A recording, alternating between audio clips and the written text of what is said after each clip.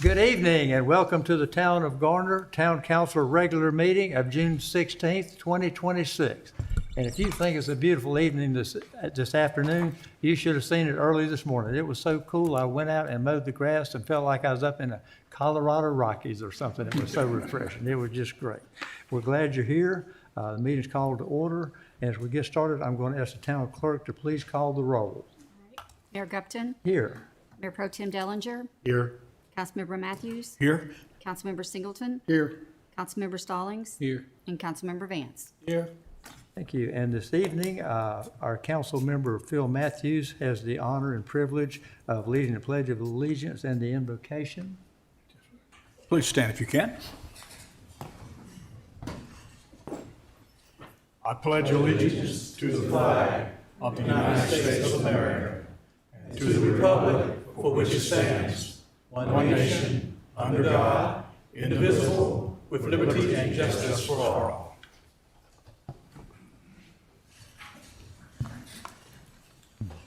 Let us pray. Most gracious Heavenly Father, we come before you tonight, Lord, and ask you to bless our council meeting as we go over things that concern our town. Grant us wisdom, Lord, to make good decisions and move our town forward. Lord, we pray for our country. We pray for our military, those that are out putting their lives on the line, as well as our police, fire, and rescue, making our communities safe. Lord, we just pray that you'll be with the families, those that are sick and hurting, Lord, bless them. And Lord, just have your way in our lives. And we lift up these prayers to you in the name of my Lord and Savior, Jesus Christ. Amen. Amen. Item B on our agenda this evening is the adoption of the agenda that many of you have seen. Council members have seen it.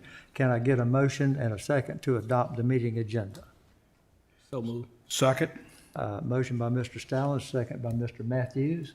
If there's no discussion, all in favor of adopting the agenda, please signify by saying aye. Aye. Any opposed by nay? Hearing none, the agenda is unanimously adopted. Item C, and one of my favorite this evening, we've got several fantastic presentations. And the first one is one that's important to me as well to a whole lot of folks. And I'm going to start out by reading the proclamation about our Juneteenth. And then you will hear a little bit more about our Juneteenth celebration. The proclamation reads that whereas President Abraham Lincoln signed the Emancipation Proclamation on January 1st, 1863, declaring enslaved people in Confederate-controlled territory free and paving the way for passage of the 13th Amendment, which formally abolished slavery in the United States. And whereas enforcement of the Emancipation Proclamation was delayed by up to almost 2.5 years in much of the territory of the Confederacy, and whereas on June 19, 1865, Union Major General Gordon Granger read to the people of Galveston, Texas, General Order Number 3, which stated, "The people of Texas are informed that in accordance with a proclamation from the Executive of the United States, all slaves are free. This involves an absolute equality of personal rights and rights of property between former masters and slaves." And whereas June 19th has acquired special meaning and is called Juneteenth, combining the words June and 19th, and has been celebrated as Freedom Day by many African Americans for 160 years. And whereas in Wake County there were more than 10,000 enslaved people, nearly 2/5 of the county's population, according to the 1860 census. And whereas these citizens, both before and after emancipation, contributed greatly to the prosperity and development of the area that is now Garner.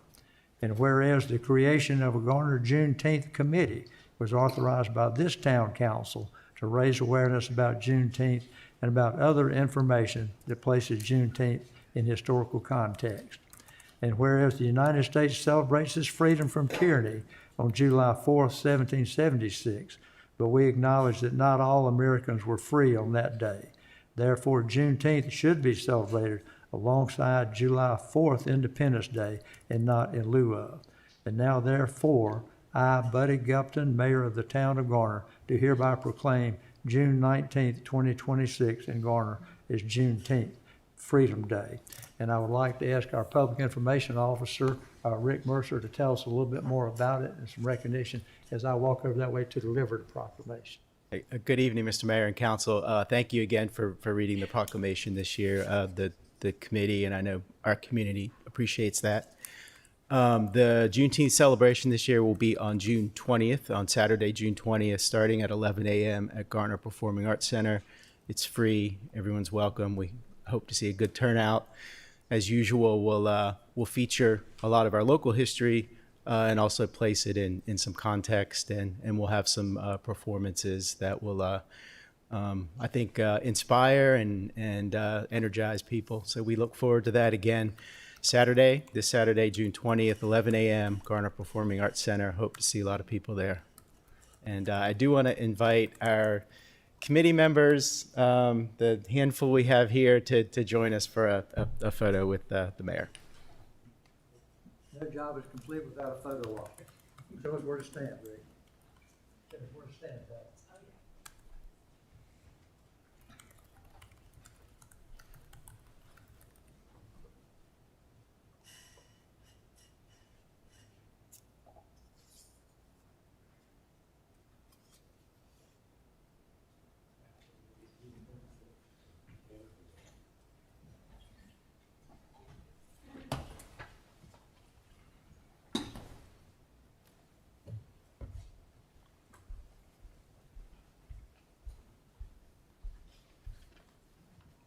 And we have two more presentations. Both of these have to do with outstanding police work. And the first thing I'm going to do is call up the Chief of Police, Mr. Chris Adams, to tell us about this life-saving award we're going to hear about. Yes, sir. Good evening, Mayor, Council, everyone else. We typically incorporate these awards into our PD presentations, our promotional ceremonies, and things of that nature. But the ones we present tonight are extra special, and we felt it appropriate to bring these before you this evening. So thank you for this opportunity. The first presentation involves two life-saving awards. Sergeant Danielle Coker and Senior Officer Patrick Lee responded to a medical call that involved a 3-month-old infant who was not breathing. Upon arrival, the officers immediately began to perform CPR on the baby and were successful in getting the child breathing again. EMS then arrived and took over and kept the child stable. And we recently followed up with the baby boy, and he's doing just fine. And certainly without the quick and safe response of these two officers, the child would not have survived. So I'll read these to you. The Garner Police Department proudly presents these life-saving awards to Sergeant Danielle Coker and Senior Officer Patrick Lee.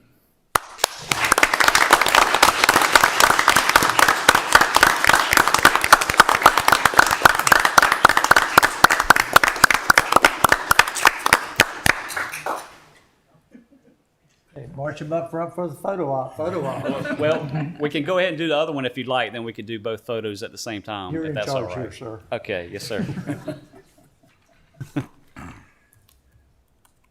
So the next one is a Medal of Honor. This is not something that we give out often. It's very rare, but this recipient is well deserving. You may recall this incident, which took place during one of our winter storms in January. On January 25th, 2026, while responding to a domestic disturbance and vehicular assault, Officer Lee, risking his own safety, placed himself between the victim and the suspect as the suspect was attempting to run the victim over with his vehicle. Officer Lee guided the victim to safety and took immediate action to try to stop the suspect's vehicle. When the suspect crashed his vehicle and barricaded himself in a residence, Officer Lee quickly shifted to the plan of negotiating a peaceful surrender along with other officers. Officer Lee's swift actions undoubtedly saved the victim's life that day. And I'd like to further say I'm very proud of everyone who was on that scene. Everyone, the victim, the suspect, the officers, all the first responders, all walked away from that scene that evening. So that was remarkable. I want to read this plaque to you. The Garner Police Department proudly presents this Medal of Honor award to Senior Officer Patrick Lee for his extraordinary bravery, selfless service, and heroic actions performed in the line of duty on January 25th, 2026.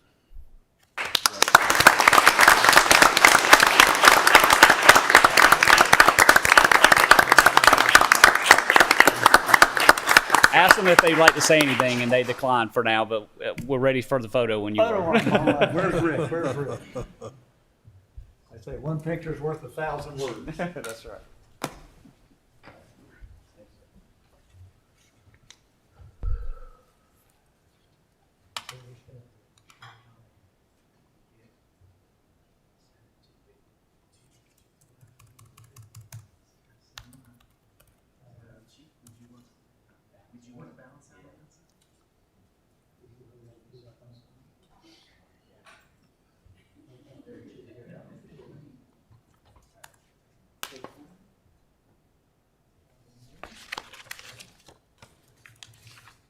Let's get one with just.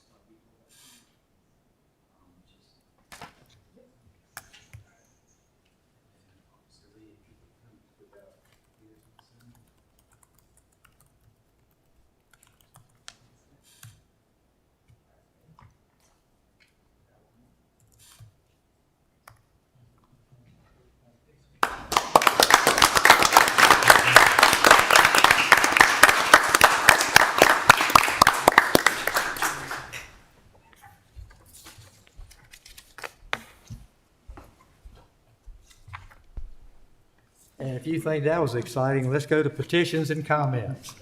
And I'm going to ask our town attorney, has anyone signed up to speak? Our town clerk. Town clerk.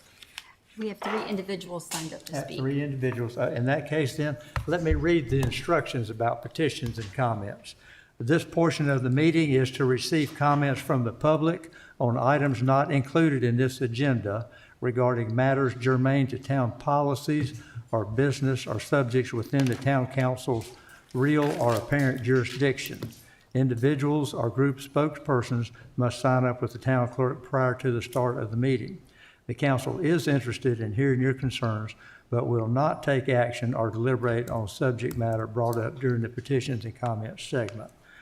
Topics requiring further investigation will be referred to the appropriate town officials or staff and may be scheduled for a future agenda.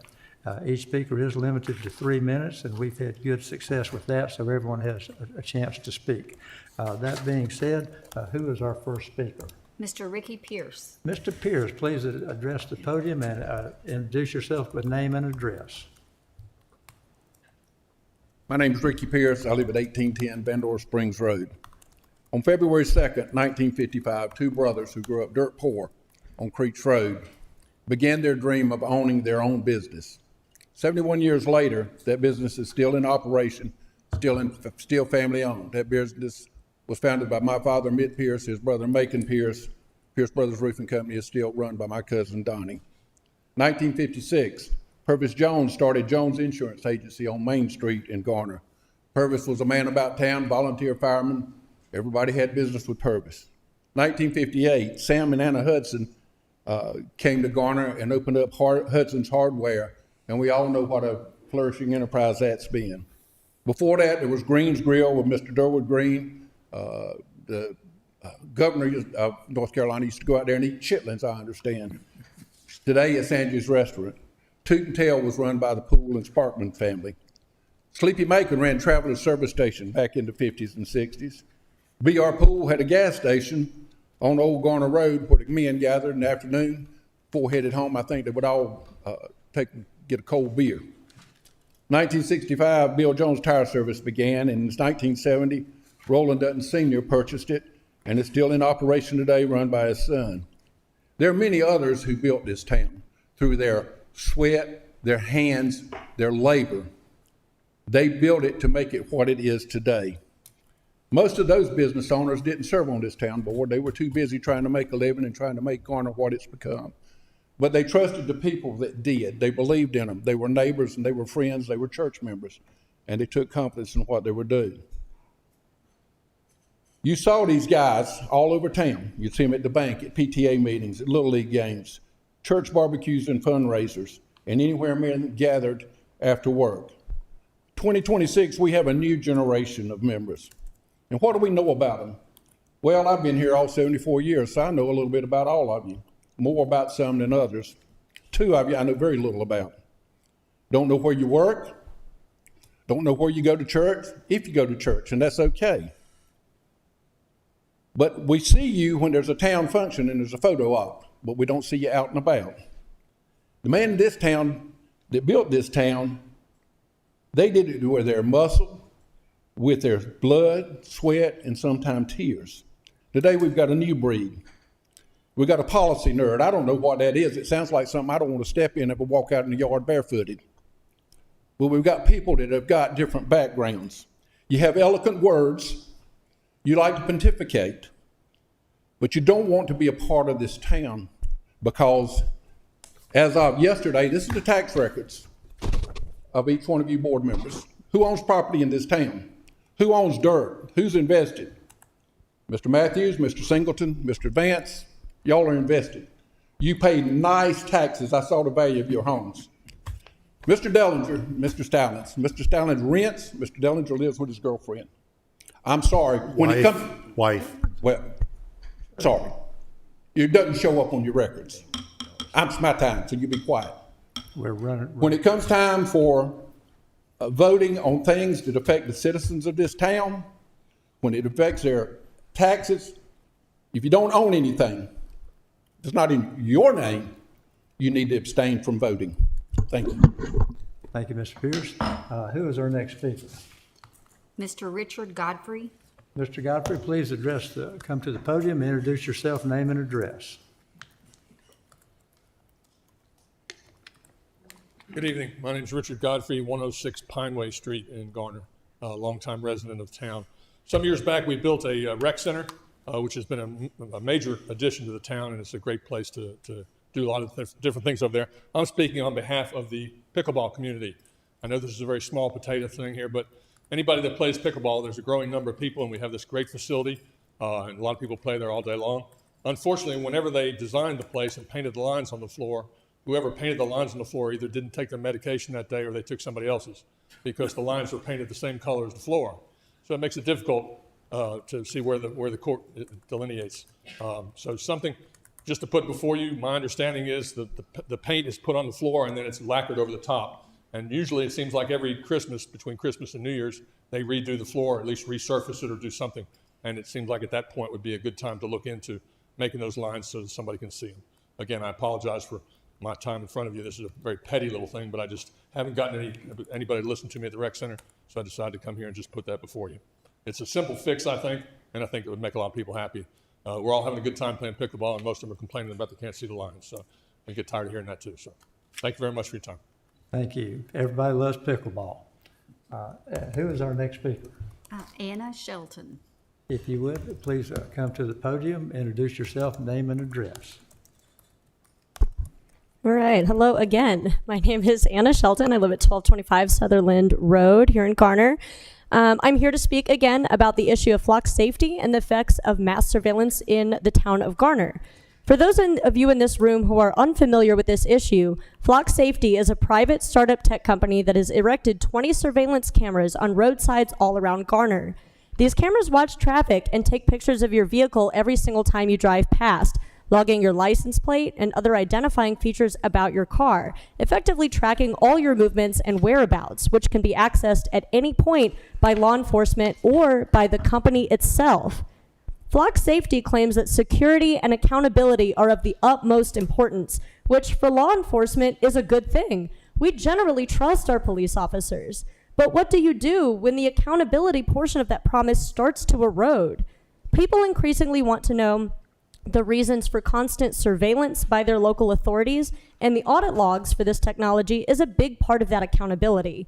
These audits usually include information like user ID, name, email address, date of search, reason for the search, and more to reflect who is searching for what information.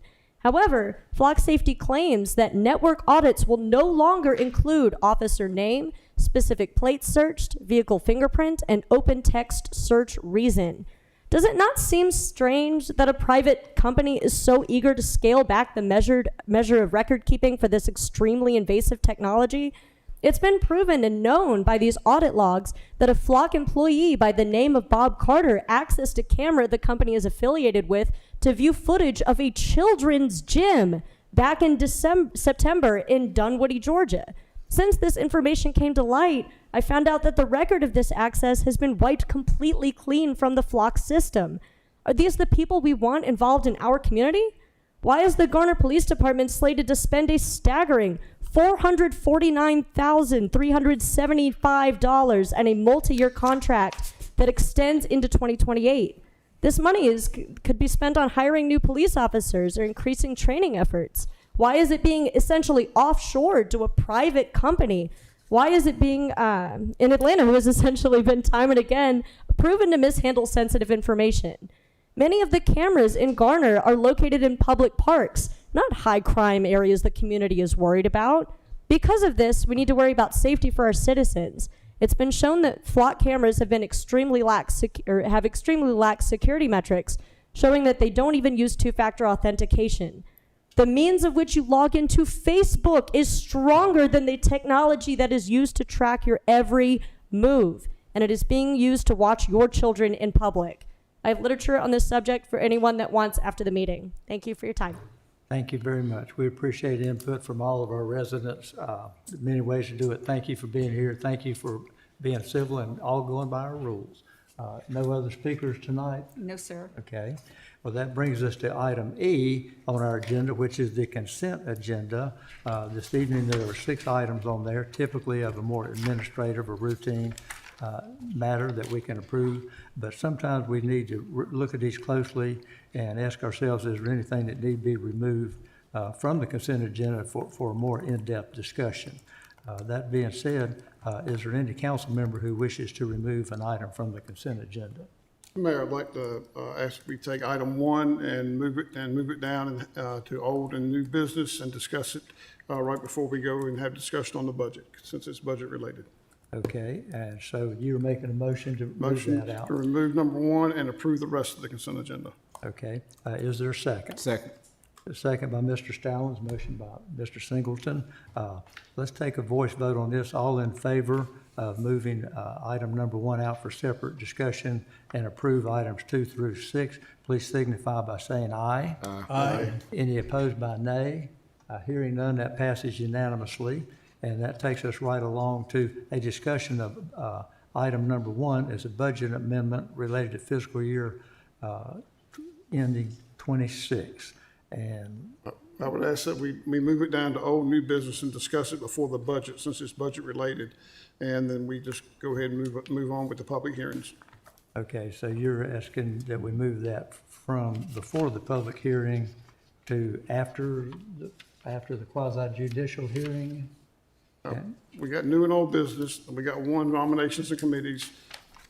After that, discussion of the budget amendment, and then we'll discuss the budget. Okay, just want to make sure I'm bringing it in at the right place here, or understand. That would be before the nominations committee, or after the nominations? After the nominations committee, yes, sir. Okay, after the nominations committee, we would insert item number 1. And I believe that's what you meant all along, I just didn't write it down. That's okay, yes, sir, that's correct. yes. Okay, that's all clear to everybody, no objection to that. Okay, excellent, thank you very much. So we'll keep moving along on the agenda, and we'll skip over the other, the 2 to 6, items 2 to 6 have already been approved as part of the consent agenda.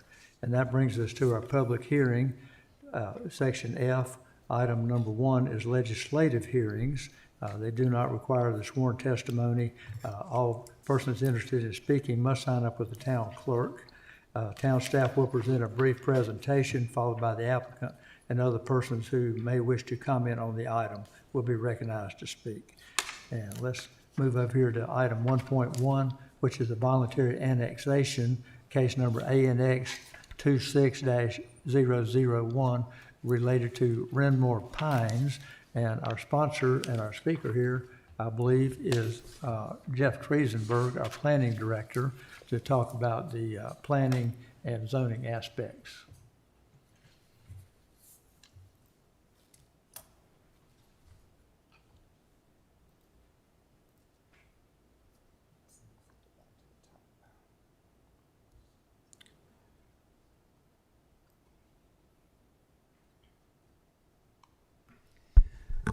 Good evening, Mayor, council members.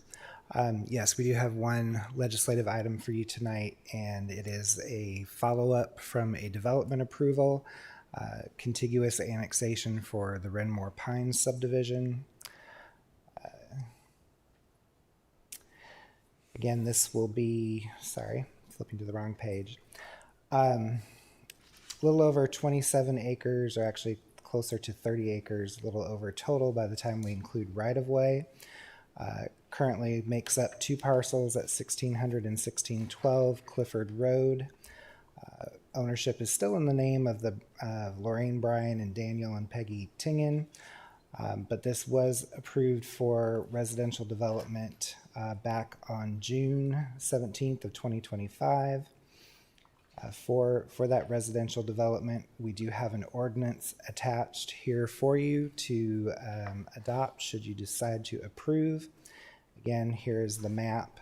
If you do have any questions, I'll be glad to try to answer them, but otherwise I think this should be fairly straightforward. They need to have filed for the annexation in order to connect to the public water and sewer systems.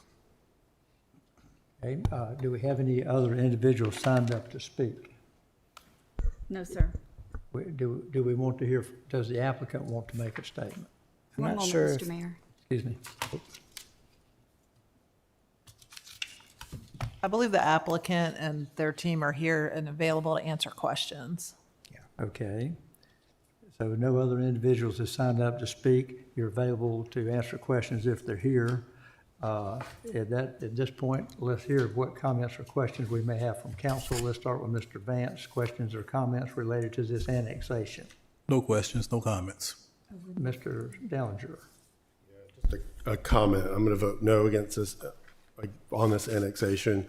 I think this is a part of town where I think we've made very clear in different ways, and I guess in a previous council, but even in this council, that this is an area of Garner we need to protect and create some kind of commercial activity. I think it also is this legacy R8 zoning that is a bane on our development down there with all the traffic we have, with the cost of services on what's going to get built. I'm not going to vote for the annexation, and I'm going to vote no, absolutely no. Okay, Mr. Stallings? No comments. Mr. Singleton? No questions. Mr. Matthews? No questions?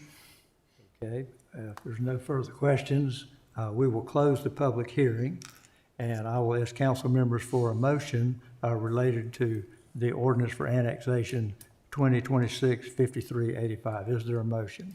Move to adopt. Move to adopt. Move to adopt. Move to adopt the. Okay, I was hearing Mr. Matthews. Mr. Vance makes the motion to approve the annexation, I think, and there was a second by Mr. Matthews. Okay, let's see if there's some other discussion from council here, and we'll start with the person who made the motion. Mr. Vance, anything you'd like to add? Any comments? No, sir. Ready to move. Mr. Dellinger, would you like to add more comments? Yeah, I think this is a moment of probably fleeting introspection, but introspection nonetheless on our land use decisions that we're making, have made, ones we can control and ones we can control retroactively, such as this. When we talk about growing the town, we talk about responsible growth and the appropriate use of resources, whether that be density, traffic, town services. This is a case in point of a misapplication of our UDO.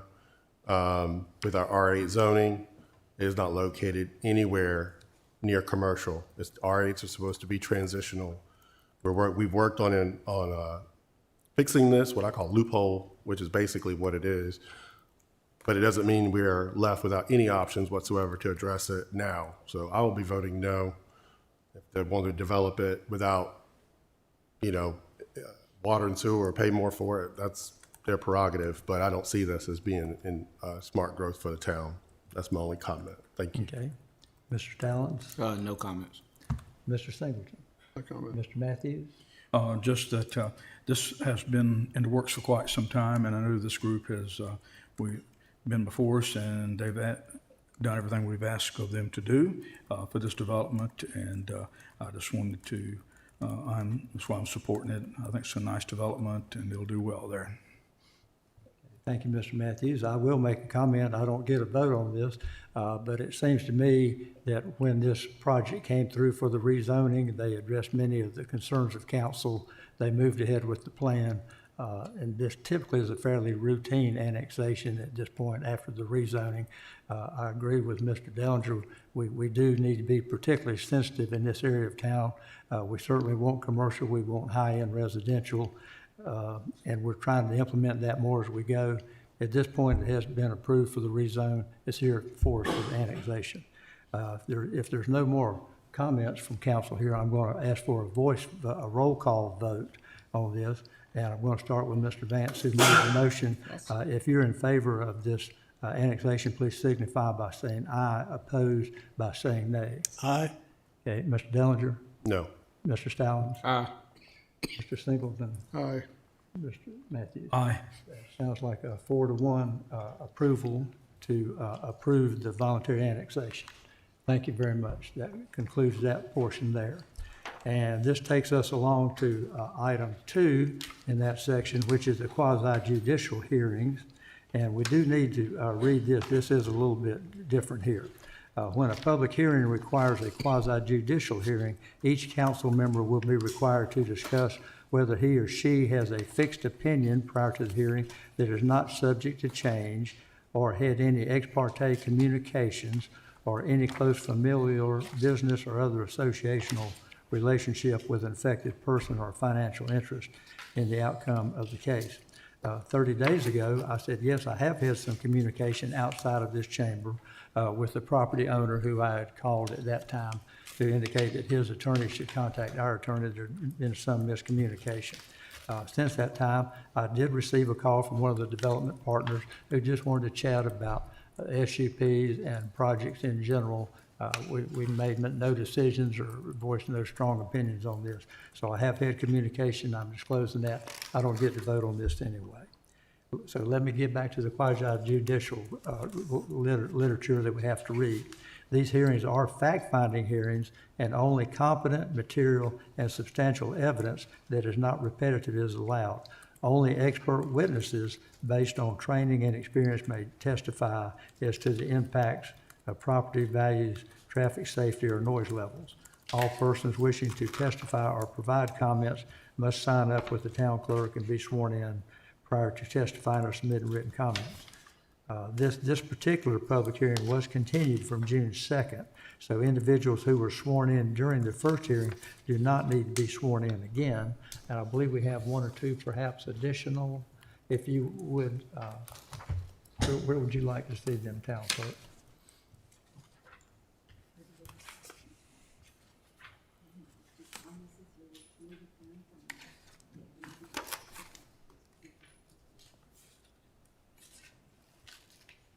Thank you. Okay, and as we said, the staff report will be offered as evidence in the case and will be accepted into the record unless an objection is raised by the applicant or another person withstanding.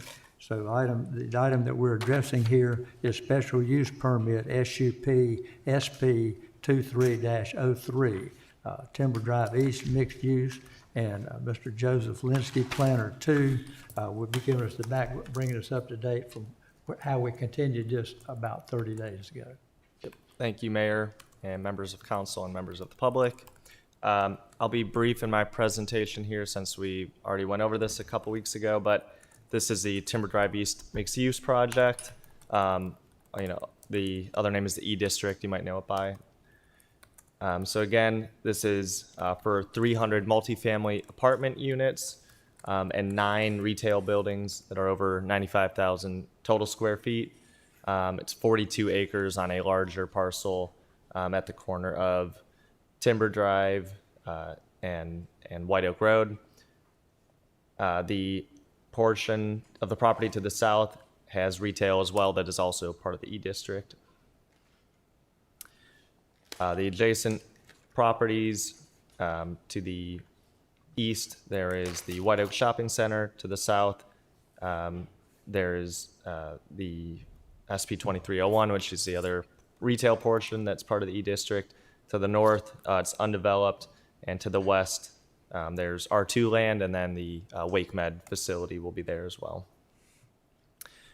Again, briefly looking at the comprehensive plan, this does fall within a regional employment and a regional retail center. The land character use is mixed use center and is an area to transform for mid-rise. And then here's the overall site plan. The apartment buildings are on the southwest corner.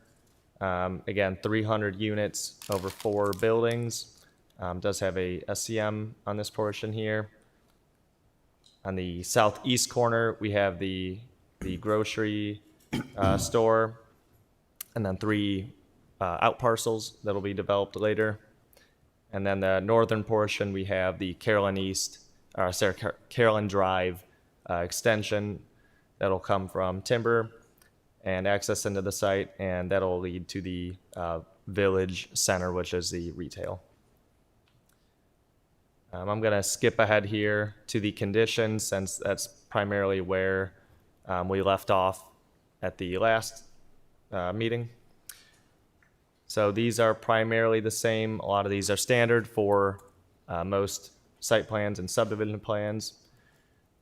But where we had some addition is number 9 and 10. So number 9, all multifamily apartment buildings will feature at least 1 elevator access from internal corridors, whether conditioned or unconditioned. This was in response to the height of the buildings being committed to 4 stories, and more or less that being, a requirement to have an elevator. So that's where that one was derived from. And then I'll ask Assistant Town Manager, Mr. Hodges, to speak to number 10 here. Thank you, Joe. Good evening, Mayor and members of council. Here on behalf of our economic development team tonight, Mr. Nate Groover, our economic development director, was prepared to be a part of the hearing originally, and he was not able to be here tonight for the continuation because of a prior work commitment.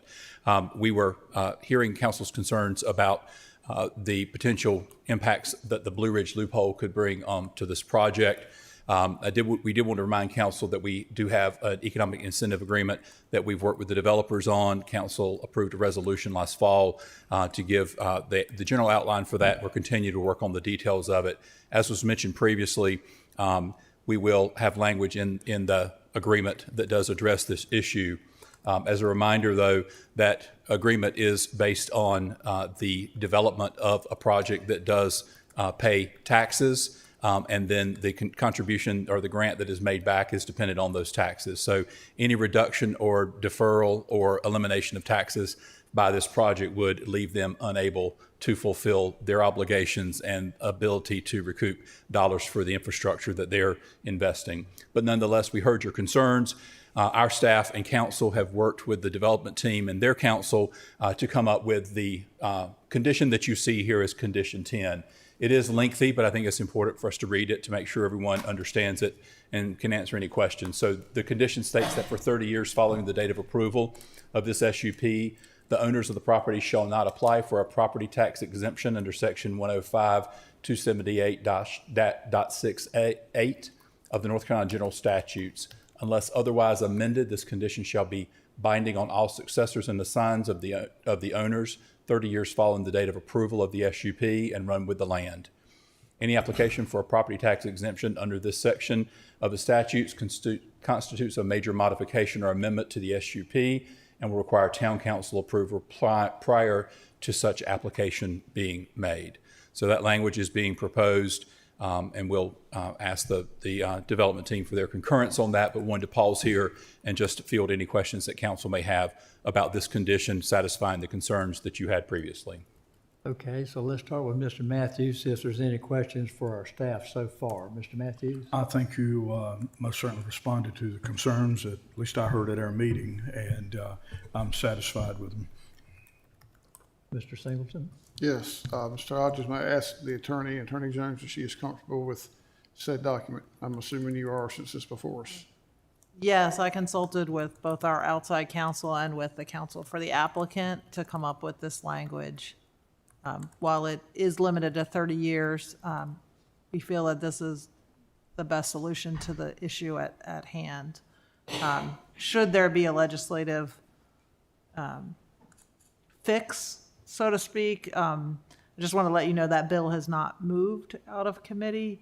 And again, there's some concern that this was a judicial interpretation of the law, that the General Assembly might not completely have a fix for this situation in the future. So by adding a condition and also putting it in the Economic Development Incentive Agreement will protect the town's interest and especially town council's interest in this matter. Okay, thank you. Thank you. Mr. Stallings? No question. Mr. Dellinger? Yeah, just a question on number 9. I know that's sort of used as a proxy for 4 stories because that's the building code requirement for putting in elevators. And I guess I would want to hear from the applicant later if they're willing to commit to a minimum of 5 stories or 4, but get that in writing. I prefer 5 because that's what it's closer to what our development standard and aspiration is and what has been zoned in our development intensity map. So I can ask them, but have there been any conversations have staff been involved in any conversations regarding height?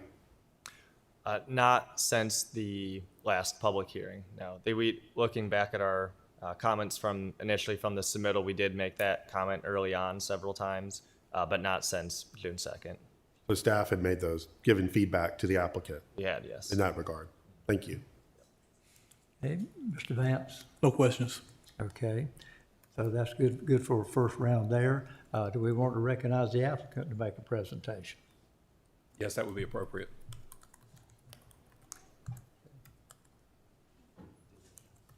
All right, if you'll approach the podium and introduce yourself, name and address, please. Sure.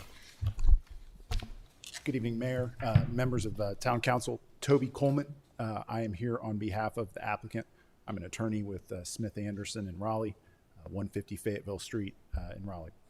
I think what Mr. Linsky and Mr. Hodges have outlined tonight is consistent with our discussions previously, and certainly we're available to answer questions, but otherwise, we gave a presentation to you last week, and we stand on that, and would frankly ask that once we address the questions that we go ahead and close the hearing. Okay, so you're ready for questions? Ready for questions. Let's start with Mr. Vance this time and come this way. Questions or comments, Mr. Vance? First, I'd like to say thank you for going through this process and working it down to this level where we can have protections when it comes to having unforeseen actions happen in the future. It gives comfort as we move forward with our affordable housing process. And that's all I have to add. Thank you. Okay. Mr. Dellinger?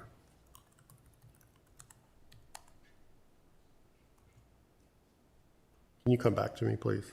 Sure, Thank no you. problem. Mr. Stallings? No questions. Mr. Singleton? I want to thank y'all for taking the time to work on this condition number 10 because of the significance it has for Garner and other towns also.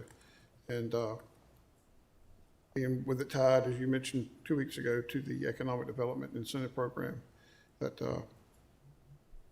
you applied to be tax exempt, you wouldn't have any.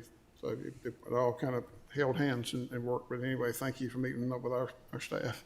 Absolutely. And working through condition number 10. Okay, Mr. Matthews? Glad that everybody was able to get together. I think it just shows the spirit of cooperation and working together. We can accomplish good things both for the town as well as the company itself, because this is a big project. We definitely want it to be successful, and this is that first step into it. And so I'm glad we could work together, and I hope it sets an example for other folks that might come before us. We'll have to understand our concerns and how well we all dealt with it. So thank you again. Appreciate the staff working with you guys also. Yeah, we certainly appreciate the cooperation as well, and really appreciate the work that staff did on this. Okay, Mr. Dellinger? Yeah, just a question on why the resistance to a higher height, higher height limit, even though that is what would be consistent with our comprehensive plan and consistent with what feedback that was received from our staff. We do not have resistance to, I mean, the plans call for 4 stories, so we have no resistance to 4 stories. If the question is why not go taller?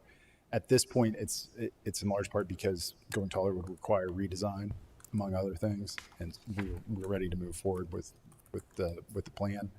And just a final note, appreciate what you said. Again, because this is a quasi-judicial hearing, I'll just underline, we have presented evidence that we comply with the comprehensive plan, both via various portions of the comprehensive plan. Staff has found that we are consistent with the comprehensive plan, and because the zoning allows for this use, we are presumed to be consistent with the comprehensive plan. Again, I'm not saying that to start an argument. I'm just stating that because it is a quasi-judicial proceeding. I wanted to just state that for the record because that is one of the standards. You're testifying that the project is completely consistent with our comprehensive plan. I am. As an attorney, I'm probably more arguing, but I'm stating that it is consistent with the comprehensive plan. We are not. I don't think it's the requirement that we be consistent with every single policy, but we are consistent with the comprehensive plan. So under some conversations with council, our council on putting things on the record. So I'll be very clear. On page 62 and 63 of our comprehensive plan on development and intensity metrics, it is a level 4B project. Mixed use stacked is what is expected in our comprehensive plan. This project is inconsistent with that. Prevailing building height should be 6 to 10 stories. It is inconsistent with that. Also on the record, if you go to the guiding principles of our comprehensive plan, starting on page 31, community facilities and services. Continue to improve quality of life for all residents of Gardner by maintaining and expanding facilities and services infrastructure to meet current and future demands, including water, sewer, roads, parks, police, fire, while ensuring elected officials are good stewards of allocating finances toward town-provided services that promote high quality of life, focus infrastructure investments in identified activity centers in the general framework map, maintain a strong partnership with outside service providers to ensure infrastructure capacity is available to support intended growth and development depicted in the character typology map. Long-term financial stability. I repeat this only because it needs to be in the record. Sure. One thing. I'm sorry. Go ahead. Yeah, I've got Councilor Belcher. Thank you. Remain a town dedicated to delivering excellent municipal services to the community in a financially responsible manner, especially in terms of evaluating opportunities that increase local revenues to maintain a high quality of life for residents in Gardner. As I said in the previous meeting, going taller generates more revenue on the same amount of acreage and a higher net revenue for the town. Promote a more diverse development portfolio for the community that starts to balance the town's residential and non-residential tax base while requiring high-quality design principles and elements in new development to help increase value capture potential. The ability to recover and reinvest revenue from land use increases that result from public investment and other government actions. Land use. Encourage a mix of land uses and development intensities throughout the town's planning area that promote economic development. I mentioned in a previous meeting, this is an economic development opportunity on this parcel. Sense of place, social interaction, community building, and the efficient use of town facilities and services. Emphasize the development of unique activity centers throughout the community that vary in scale and use and intensity. Also, proactively plan for the neighborhoods and public spaces adjacent to activity centers or along premium transit corridors and make the entire community more vibrant and connected. To me, that interpretation means we need to leapfrog the traditional development map, look at our partners, and develop along our transit corridors economically viable and sustainable and thriving projects. New development should be purposeful and closely tied to community values, lifestyle preferences, and economic needs highlighted in the comprehensive plan. Fiscal sustainability is highlighted in our comp plan. Going more vertical, denser, higher value, better revenue, lower taxes. Last one, well, there's a whole section on employment centers, but on page 37, that specifically identifies this type of parcel as an employment activity center and what that should look like. So I just wanted to read into the record and not go into any of the fiscal stewardship elements and revenue recapture located on page 31 and 30 that this project falls short on. Again, I repeat that just to be in the record. It's not a question. Thank you. I'll just note that this project, when it came in 2023, the current version of the Garner Forward Plan had not been approved by council. Under the prior comprehensive plan, what I call the old comprehensive plan, that land use map designated this area as a mixed activity center, which recommended building heights from 1 to 6 stories and apartments at 4 to 6. So Apartments at 4 to 4 6. to 6 stories. So why would you go on the bottom end of that and not do more? That's the same thing I'm asking for now, other than it's a minimum. Why are we not trying to generate more revenue all around and have a better project? That's my question. Okay. And the other thing I'll note is that this board did approve, this board, that among the other projects in this E-District area is the Wake Med Hospital complex. That complex is going to be 3 to 4 stories, so it's a similar height. A hospital. Yeah. Just for clarification, that's a hospital. Yeah. So that's a different use when it comes to, it also not going to generate a lot of tax revenue for us either, regardless of how tall it is. That's true, but I'm just saying that when we're looking at what's consistent with the comprehensive plan, one way to look at it is to look at what's being approved, what else is being approved in that district, in that area. And this is in the E-District and is a similar, as part of the project. And in fact, what the E-District, both what town documentation about the E-District states, as well as the general E-District owner stated, is it's going to be a mixed-use district that's going to be anchored by a hospital. So in many ways, the anchor has a similar height to what we're proposing. So we would say that that's relevant. Oh, I've got more questions. Okay. I'd like to ask our attorney a parliamentary question here. This is a quasi-judicial hearing, very specifically about the 8 characteristics related to an SUP.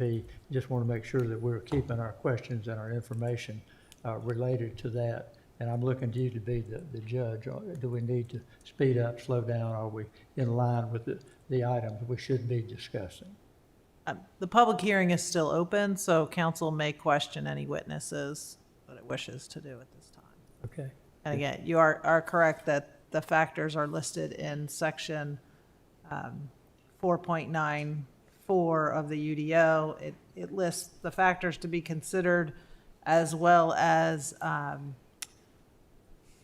certain items that council may consider to address the impacts of this proposed development on things such as adjoining property, the existing natural and man-made features of the site, off-site and on-site traffic flow, public utilities, infrastructure, and services, and such other public services or goals of the comprehensive growth plan, adopted plans, or the transportation plan that may be negatively impacted by the proposed development. Okay. And while we're still in the public hearing mode, I'd like to see if our staff has anything else they'd like to add, just clarifying or helpful in any way. None there. Have there been any individuals who have signed up to speak on this? We have 3 individuals on the list, but they are part of the development issue. Okay. And Okay. if So they do choose to speak, they've all been sworn. Okay. So we have heard from the people that we need to hear from for the hearing. Is there any other question that council wants to ask during the public hearing before we consider a motion and have further discussion? Okay. Hearing none, this closes the public hearing. We will close the public hearing. We will now move ahead and ask council members, is there a motion and a second to approve the special use permit? And if there is, then we can have more discussion before we take an actual vote. Mr. Mayor, I move we approve the special use permit SUP SP-23-03. Is there a second? In reference to the motion, the motion, there's more stipulation than that that needed to be placed into that motion. As in our agenda, we have 8 conditions that we need to include inside that particular motion. A revised motion sheet, including the additional conditions you heard tonight, was provided at your seat in a handout. Okay, I would make that motion to include those revised conditions. So to clarify, it would be to approve it with the 10 site-specific conditions to be listed on the permit that will be prepared by staff. Okay, does that answer your question? If it's clear with the attorney, then it's clear with me. Okay. So is that a second to the motion? It's a second to that motion, yes. Okay, so there's a motion. Sorry about that.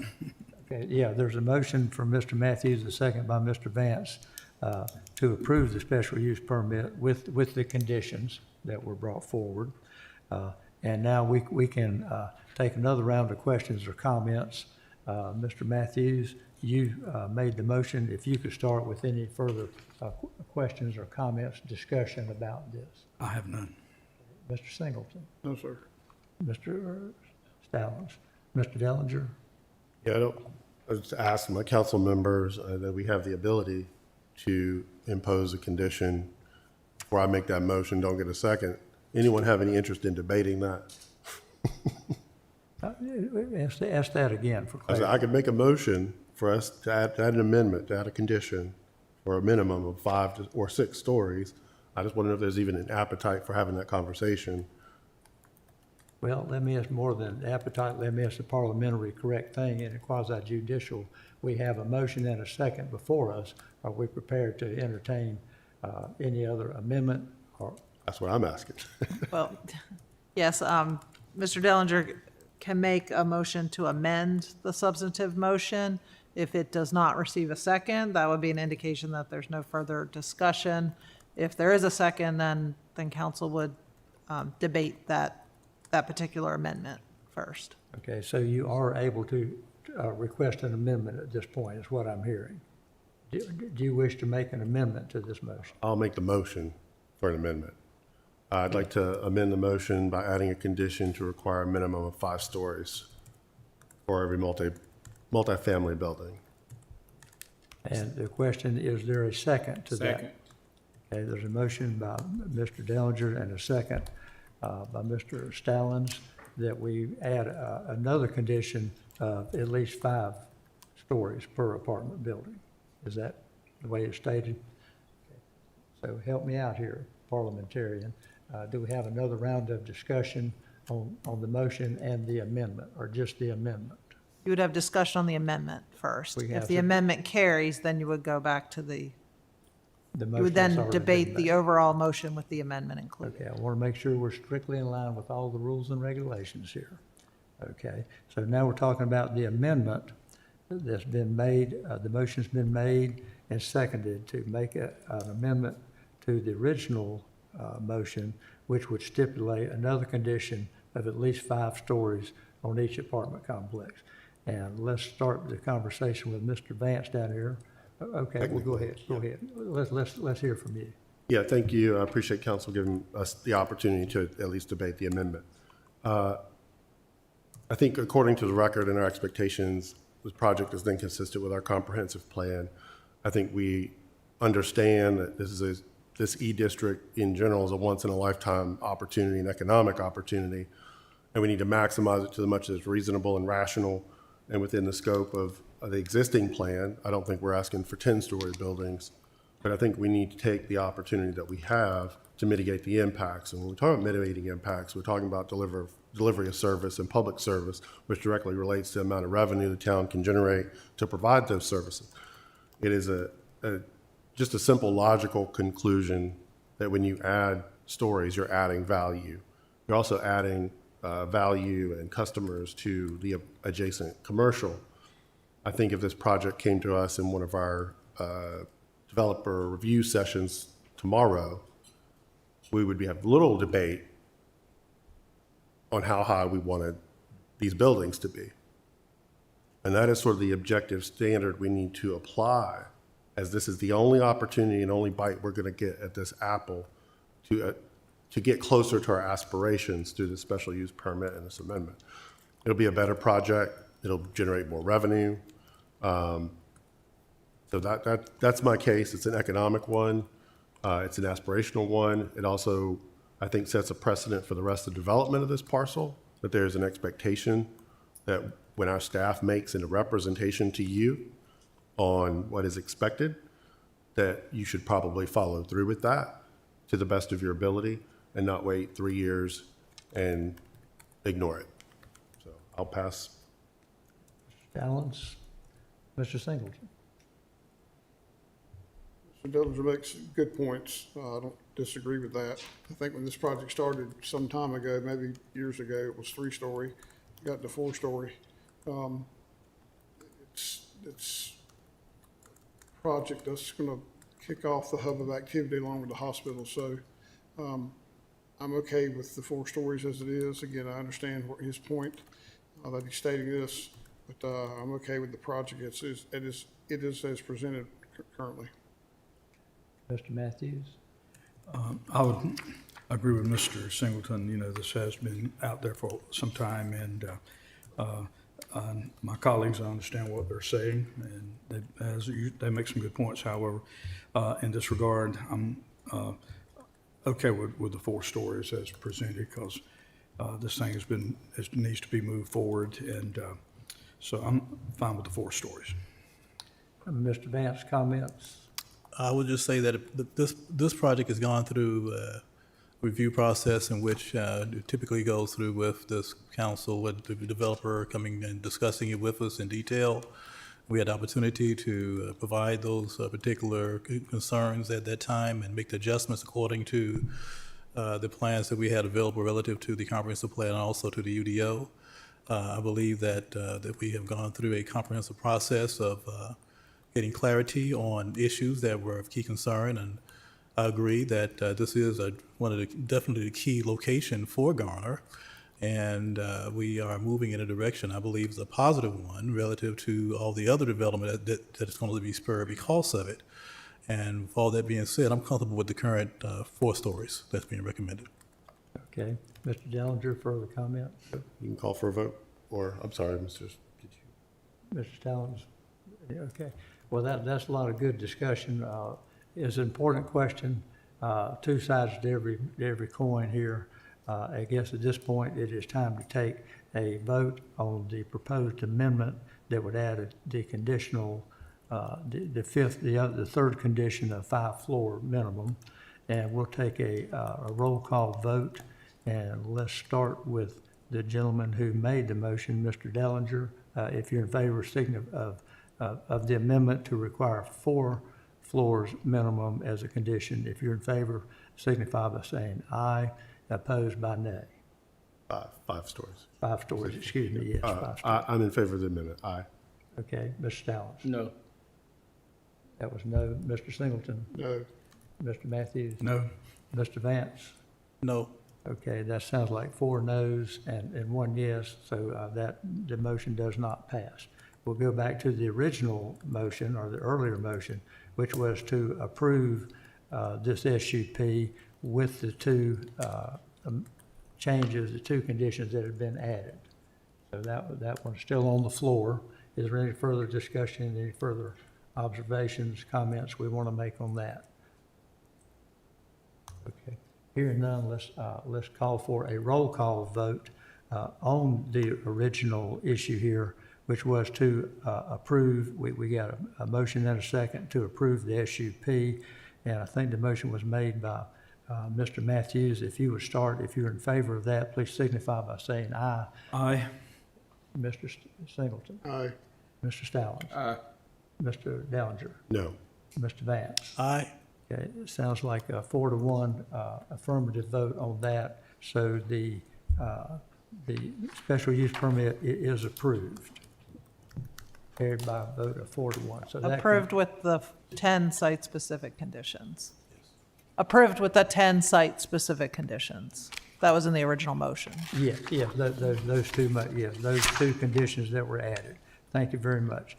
So that concludes the special use permit discussion. And that brings us along to item G, which is new and old business. And item number 1 on here is nominations committee for boards and committee recommendations. And we're going to hear from our deputy town clerk. Oh, no, we're not. She's not here. Who are we going to hear from on this? Down here, sir. Okay, Mr. Vance, thank goodness. Way to step up and fill in for our deputy town clerk. we're going to hear about the boards and committee recommendations. Yes, sir. The nomination committee met to review applications, considered appointments and reappointments to various boards and committees. All applicants are located within the town limits. Following the review, the committee respectfully submits the following recommendations for council consideration. For public arts, term starting July 1st, 2026, ending June 30th, 2029, Greer Beatty, Celestine Hinnett, Cheyenne Champion, Lisa Sullivan. For the Public Arts Committee, term beginning July 1st, 2026, ending June 30th, 2027, Kathy Barringer, Grace Maddox, Stacy Colax. Senior Advisory Committee, term beginning July 1st, 2026, ending June 30th, 2029, Tony DeRico. The nomination committee appreciates the willingness of these individuals to serve the community and respectfully requests the council approve these recommendations. I'll second that as a motion. Well, a motion and a second by the co-member of the nominating committee. A lot of work went into this.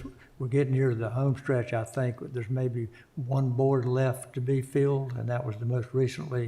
It was only approved just a couple of weeks ago. Yes, sir. Outstanding work. You had many great applicants, I Yes, sir. understand. Yes, sir, a lot. And we were keeping a record of anybody who didn't quite make the cut this time. We will find a good use to put them to soon, right? Yes, sir. We have some very good candidates, and everybody cannot be on it, but we ask that they just stay engaged and with the town, and they're excited. They really are. So I would say that we have a great group of citizens here who really want to be a part of what's going on in Garner.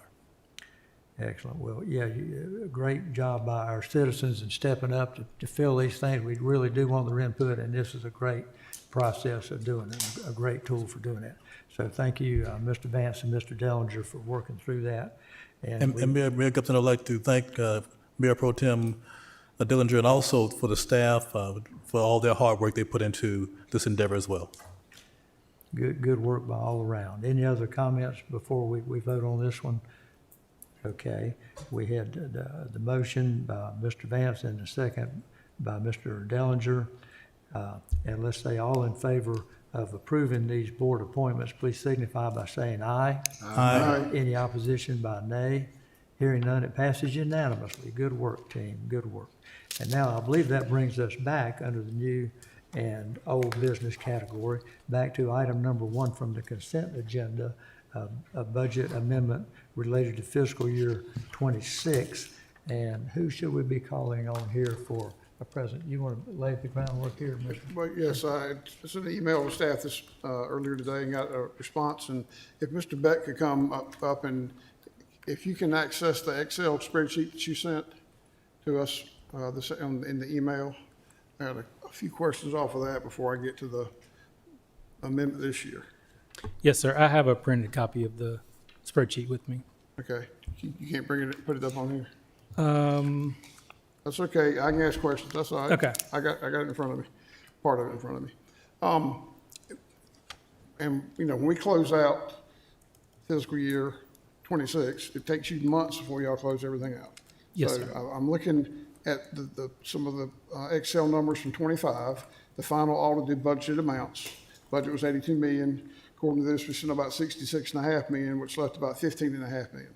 So it's always good to say, hey, we underspent the budget, but we had $15.5 million that we didn't spend. Some of that goes to fund balance per our policy because our budget increased per minimum of 30% has to go into our unallocated, undesignated fund balance. So the question I have is, we made the motion last year for $4.3 million about a year ago, June 17th, I checked the date, for the same budget amendment. So this year's $5.5 million. I reckon the question I have is, we had $15 million last year left over. Are we going to see that next year again too? Because that's my concern is the fund balance, that money, most of that money, part of it has to go to fund balance because it's part of our policy, but some of it just, I'm assuming, goes into fund balance of the $15 million that was left over from FY 25. Correct. Any of the remaining balance will go to fund balance. It's just whether it goes in as unassigned fund balance or it's been committed for a particular purpose. It's got strings attached based on the revenue source or whatever it may be. So the 15 million number you reference, what's not reflected in just seeing the raw numbers there is that part of that is the contribution to the debt service fund. So that was about, I think, $7 million last year. So about half of that went into fund balance reserve for debt service. The other half was sort of your true surplus of revenues over expenditures. Okay, so, all right, so let me ask a clarification question, because you're above my pay grade on this, big time. So how come the $7.5 million going to debt service is not taken out of that on the final audited numbers? I'm just curious. So it is included as fund balance. Fund balance is all grouped together, but then it's broken out into the various components. So it's shown as committed fund balance because council has attached some strings to that money by policy with the debt service fund policy, but it's not so restricted that council couldn't change their mind about what that money could be used for. So if you go back to our financial statements and look at those, you'll see that is reflected as committed fund balance, but it is included in the total fund balance as well. Okay, so that's about half of this, at least about $7.5 million, of which I think the budget in '24 was 76 or 77, so it grew by $6 million. So we had to add $2 million based off our 30%. Okay, so there still was a surplus in the budget of about $5 million. If you take out what's got added to the 30% and the half here, about $4 to $5 million was still the fund balance grew by that much and money that was not spent. Correct. Yes, we did grow fund balance at the end of the last fiscal year. I think it came in right around 40% was the percentage of unassigned fund balance to expenditures. Again, as you referenced, our policy requires 25% with a target rate of 30, so we're above that. But as the budget continues to grow, if the fund balance doesn't grow in step with that percentage could go down, even though the raw dollars may not decrease. But is our policy 25? I thought we moved it back to 30. It's still at 25? The floor for the policy is 25, but the target is 30. The line that we use is 30? Yes. Okay, because that has to, as the budget grows every year, that amount has to increase. That comes from that because, you know, this year's 89 million, we're going to 98 million, $9 million. So a third of that's got to go into the fund balance regardless per our policy. Yes, we per our policy, we need to have that money in reserves, that amount of money. Okay, one other question, and I'll just ask a question after this, Mayor. So based off of FY25, you don't have any idea of what FY26 is going to look like, but it's obviously going to have enough money in there for the increase that has to be going to the fund balance to 30% plus the debt service amount, which this year, well, that you said was $7.5 million. In this upcoming budget, that'll be a similar number, or will it be higher? It's increased in the 26 budget because it's based on the value of 8.5 pennies, which has been increasing year over year. Okay, so that'll be $8 million, $8.5 million. Yeah, I think that sounds right. I don't recall the exact number off the top of my head, Okay, but I that's think fine. 8.5 I remember million is seeing close. that now, yes, okay. All right, that's the question I want to clarify. The $15 million audited, I wanted to hear where all that was. And so Mr. Beck has answered some of my questions. Okay, good. Any other questions, Mr. Matthews? No, sir. Mr. Vance, any questions, comments? No Mr. questions. Mr. Dellinger? I have a couple of questions, and I think this is just, it's put in our agenda packet, the memo itself, the amendment itself, broken down by the revenue amendment request and then the expenditures, and a couple things, and then you sent some follow-up information in by email that was an Excel spreadsheet. So where should I begin? I think one of the things that could be clearer in the presentation of this information is knowing what department these line items are in. Since we're approving a budget by department level, it'd be helpful to know, because here it is indecipherable where these line items are coming from. So to have it by department and then what the amendment is, Because in the spreadsheet, you've got the departments, but all the numbers are rolled together. I was hoping I could like match the numbers, but then you've got multiple, and you can't decipher. It's indecipherable at this point to actually analyze what's going on. And since we haven't sort of been in budget mode on a line item basis, we don't have I don't have access to that information to break it down. And so I have a lack of clarity on exactly what I'm approving in here without that information. I think it would be helpful for me to understand. We don't have to go through the expenditure piece, and maybe we do this at the next meeting or something, but the revenue request part of it. Can you walk through each of those items so that we can all better understand those sources of revenue and those changes that have happened and why? Yeah, certainly. The revenues, I can speak at a high level, and then if we need to go into more detail on a particular line item, we can certainly do that. But this is aligning those revenues to what we see as the actuals for the current year or what we project as ending actuals. So some of these, like sales tax, we still have, well, at this point, 3 months to post and accrue back to this current fiscal year. So we are estimating based on projections what we think will land with sales tax. Some of the others, like beer and wine tax, that's based on an actual number that has come in early June. So we are amending the budgeted revenue based on that. Same with POW bill, we get that in 2 installments during the fiscal year, so we are adjusting that to actuals. Many of these are just adjusting them to actuals and as I said, projected estimates as far as what will end at fiscal year. The fund balance appropriations are needed just to balance this amendment because we don't have enough of that surplus revenue to balance the amendment as presented. So the large number there for appropriated fund balance, that's essentially a plug number to back in to balance the amendment as it's presented. Well, and I guess that's why you've touched on most of them, or quite a few, but I'm really curious, because I'm curious as to what the process is and what some of these things are. So like heavy equipment rental tax, it didn't have a budget item, but then the revenue is $65,000. What is that? So that's a revenue stream that the town previously had, and then it's based on if there is an equipment rental business operating in the town limits. There is a heavy equipment rental tax that's levied by the county. We didn't have it for a number of years because I think the business that was located here moved out or closed. We've had a new business come in fairly recently, so that revenue stream has picked back up. And then street inspections. So that's one that the current budget was relatively low, and the revenue change is now 300. Like, what are street inspections? That's an engineering fee, so that's really driven by the volume of development, and that's also a newer fee that we implemented, I believe, the prior fiscal year. So there's not really much history on what that would be, what revenue that would generate. So our original budget estimate was a little bit low for that. Police outside employment.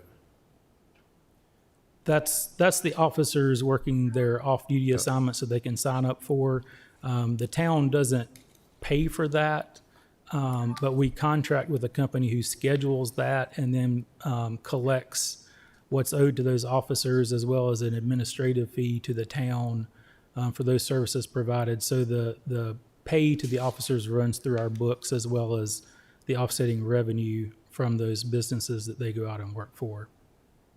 And recreation fees and park and rec facility rentals is pretty obvious.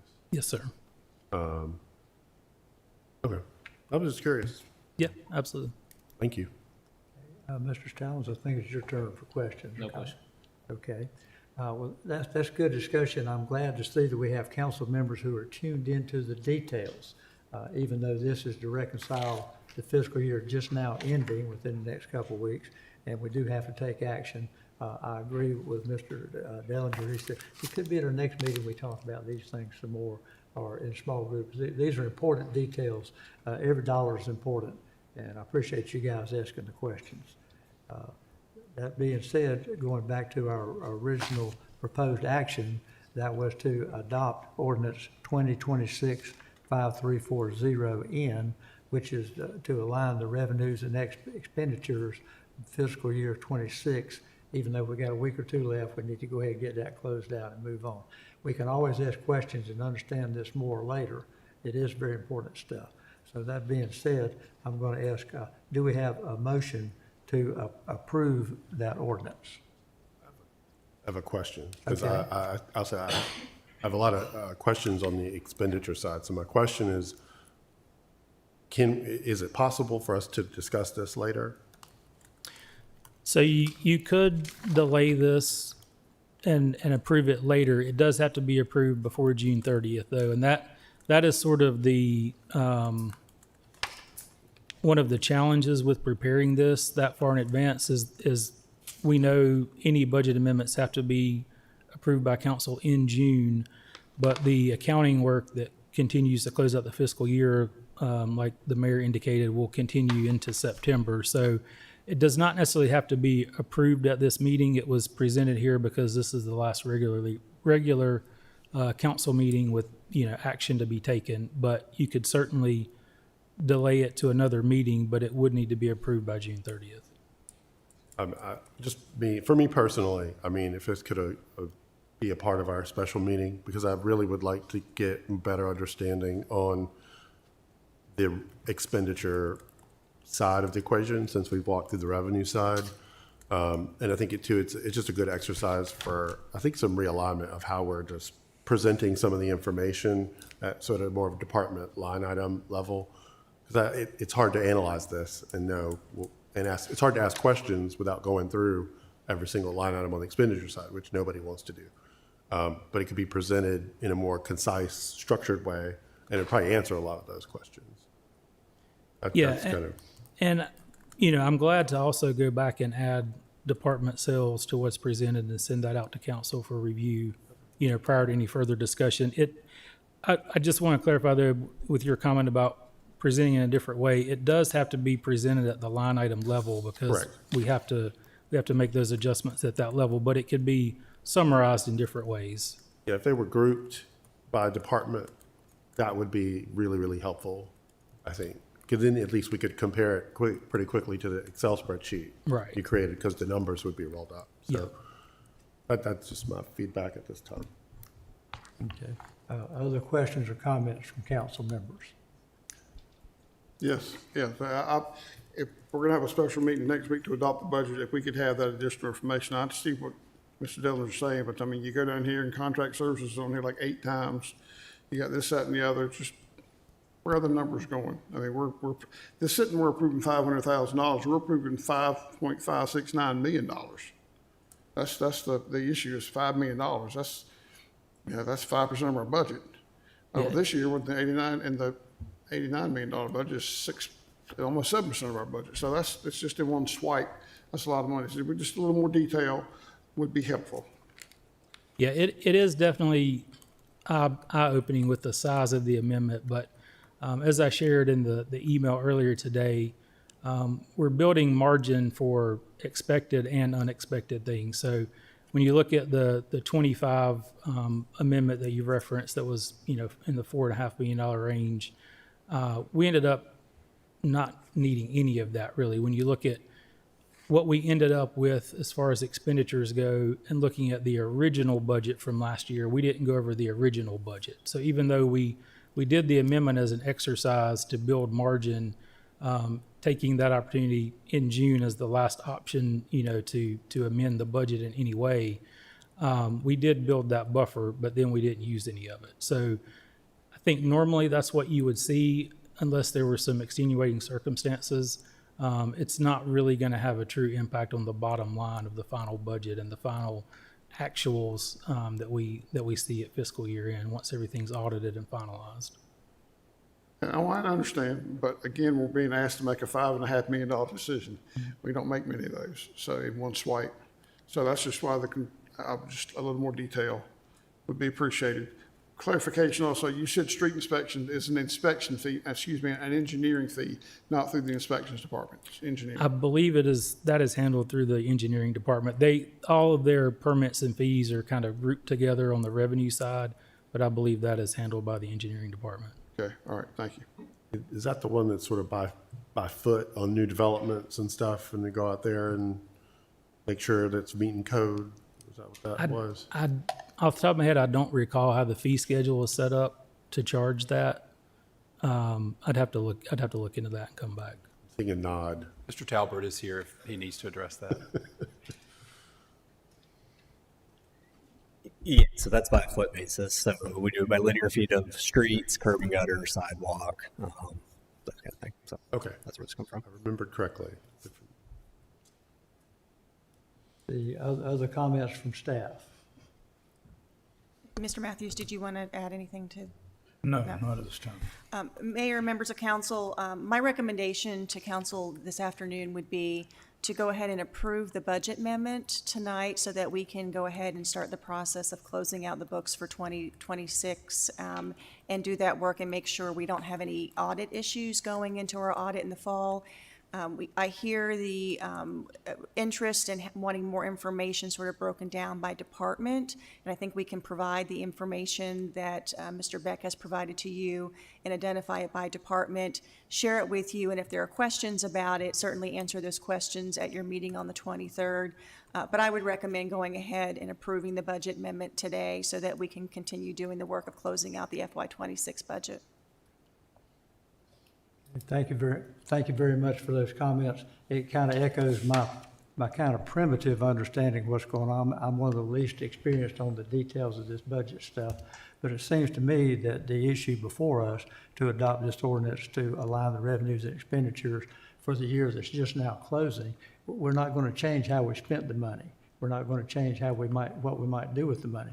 We're just accounting for the money, closing it out, so that we can proceed with a few more months of cleaning it up and analyzing. I think it's very important that we have council members who can understand every detail, every decimal point, every line item on here. But I don't think that would interfere with us approving this, as the town manager suggests.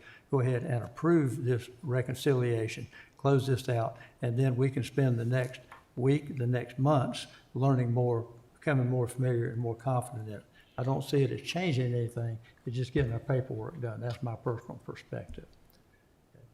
So that being said, is there a motion to adopt ordinance 2026-5340N, which is the reconciliation of revenues and expenditures to close out fiscal year 26? So moved. There's a motion by Mr. Vance. Second. Second by Mr. Matthews. Any other discussion or questions, comments related? I'm not voting yes on something I don't understand. Okay. Any other comments or questions on this? Okay, we have, go ahead, Ms. Stout. Did you have a comment?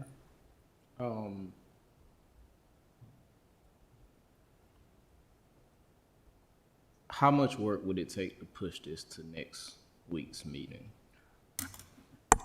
So we not only would have to do this work, but also we have to prepare the budget ordinance as well. That includes the entire team reviewing and providing updates on numbers. So to be able to do both by next week for a decision would be challenging. As a reminder for our deadlines, the agenda needs to be posted Thursday for the meeting on Tuesday. And so essentially that means we have tomorrow to do any level of work and final work on the budget ordinance or any follow-up. So I believe we can provide the level of detail that's needed, and if there's council has any questions, we can provide that to you. But in terms of the timeline, it would be very difficult. Okay, other questions or comments on the motion? I think we had a motion by Mr. Vance, a second by Mr. Matthews to adopt the ordinance to close this out. Is there any other question, any other input? Yeah. Would it be helpful to move the meeting from the 23rd to the 24th? It would not. Okay, so that's the discussion. Let's call for a roll call vote on this. And we'll start with Mr. Vance, who made the motion. If you're in favor of adopting this ordinance, please signify by saying aye. If opposed, by nay. Aye. Mr. Dellinger. No. Mr. Stallings. No. Mr. Singleton. I hate to break everybody's heart, but I voted against the budget last year, so I'm not going to vote for the amendment, so no. Okay, Mr. Matthews. Aye.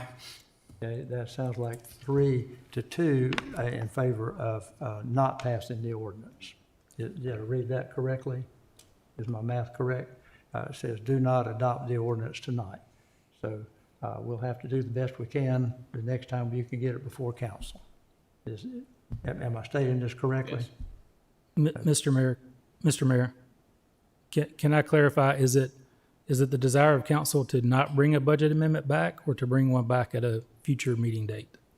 I think we have to, at some point, approve this ordinance. This has to be done. Yes, it has to be approved in the current fiscal year, so no later than June 30th. Yes, so it will be brought back as soon as it can fit on an agenda or a special meeting or whatever we have to do. And it has to be done this fiscal year.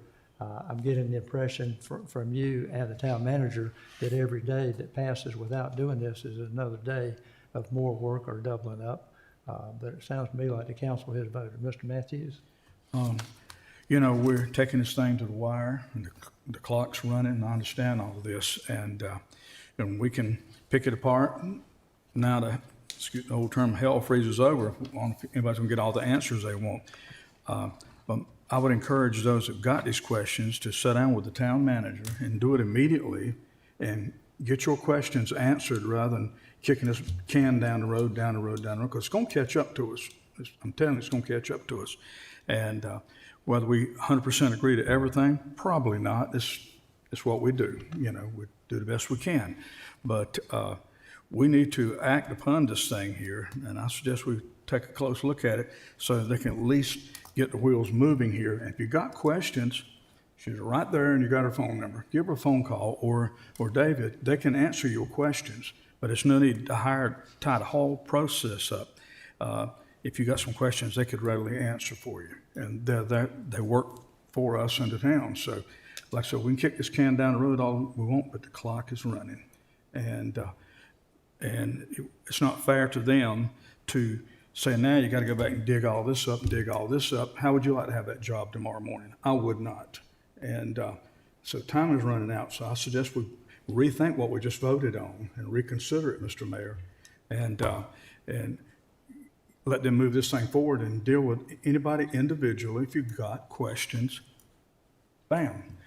I sit down with the town manager once a month. I know a lot of us do that just to go over things concerning. We get those answers. We commit. If you had tax questions, you could ask them then. David is readily available, I'm sure. The attorney is readily available. But, you know, we've run this thing out to the limit here. We need to make a decision, give them some positive guidance, let them move forward. And if you got individual questions, sit down with them and get them answered. That way you don't tie this whole system up. Because that's what we're doing.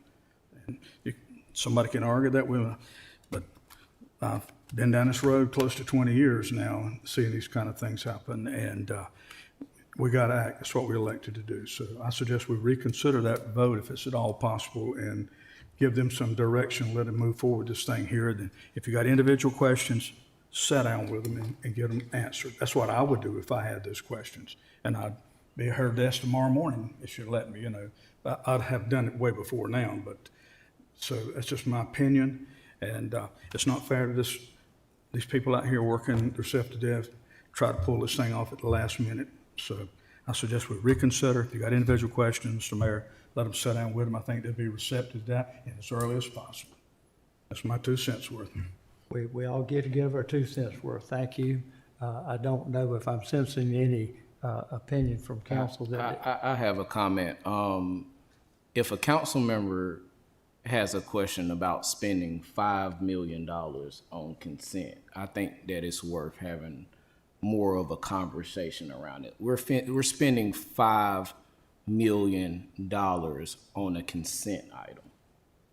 We had to pull it to even have this conversation that we're having right now. I think if any member of the public heard that, they would say, who has $5 million to just say yay or nay, I want to spend that right now? Not many people. So it's serious, important conversations that we are having that are worth the debate, because we're spending a lot of money. We're spending a lot of taxpayer dollars. And I'm the newest member on council. I don't know how we've done it before, but I know personally I have a serious problem spending millions of dollars on consent that I think that we should talk about in the future as a council. But I think, like I said, it's worth the debate. Do we need to figure this out? Yes. Do we need to pass a budget? Yes. Do we need to pass this a budget amendment? Yes. But we have members of council that have other questions about spending $5 million, and we were about to spend $5 million on consent. So yes, we need to work through this, but we need to figure out what that looks like. Okay, other comments? I would just make a motion that we include this amendment along with the restructuring that we discussed around departments, and make that a part of our special meeting that we, whatever date we choose for that, to adopt the budget. And I think that'd still provide enough time, if it happens next week, for staff to do what they need to do, but also for council to do the work that individual council members feel like they need to do. And I think we should always be respectful of how council members conduct their business, and be respectful when council members want more information, and how we go about getting that information is up to individual council members. So I think we can work as a team, but the fact of the matter is we have made a decision tonight on what we're going to do with this, and we're not going to pass it. That's the action and direction we gave, and now we'll give more direction, which is I make a motion that we include this item in the same meeting in which we schedule to adopt the budget. So move. Second. Okay, let me kind of catch up here a minute in my mind. I got a little confused when we said we're getting ready to spend $5 million. I think I didn't think we were making a decision to spend $5 million. We came out $5 million Mr. Beck, ahead. will you give some clarity around the budget amendment in terms of closing out the fiscal year and how it impacts the audit process? Yes, so to clarify a little further, the amendment amount is $5.5 million. It is appropriating that money in the budget, but there are currently no plans to actually spend any of that money. So there's, that difference between appropriating and spending. This is more an accounting exercise at fiscal year end that needs to be carried out, like I said, to build some margin and buffer so that we can carry out all the activities and make all of the accounting entries that are required to close out the fiscal year. If you'll recall, last year, we had a financial indicator that popped up with the LGC because of a budgetary item related to accounting for lease and IT subscriptions, which is essentially just a paper exercise for how you account for those liabilities. It didn't involve any actual money being spent, but it still got flagged as a budgetary violation, and we had to provide a written response to the LGC for that. We've made internal accounting practice changes to try to avoid a similar type situation this year and in future years.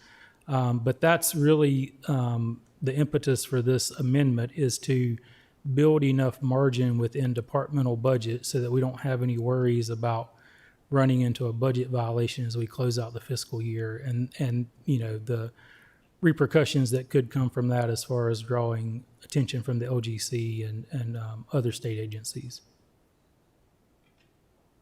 Does that help at all? I think there has been a motion and a second made.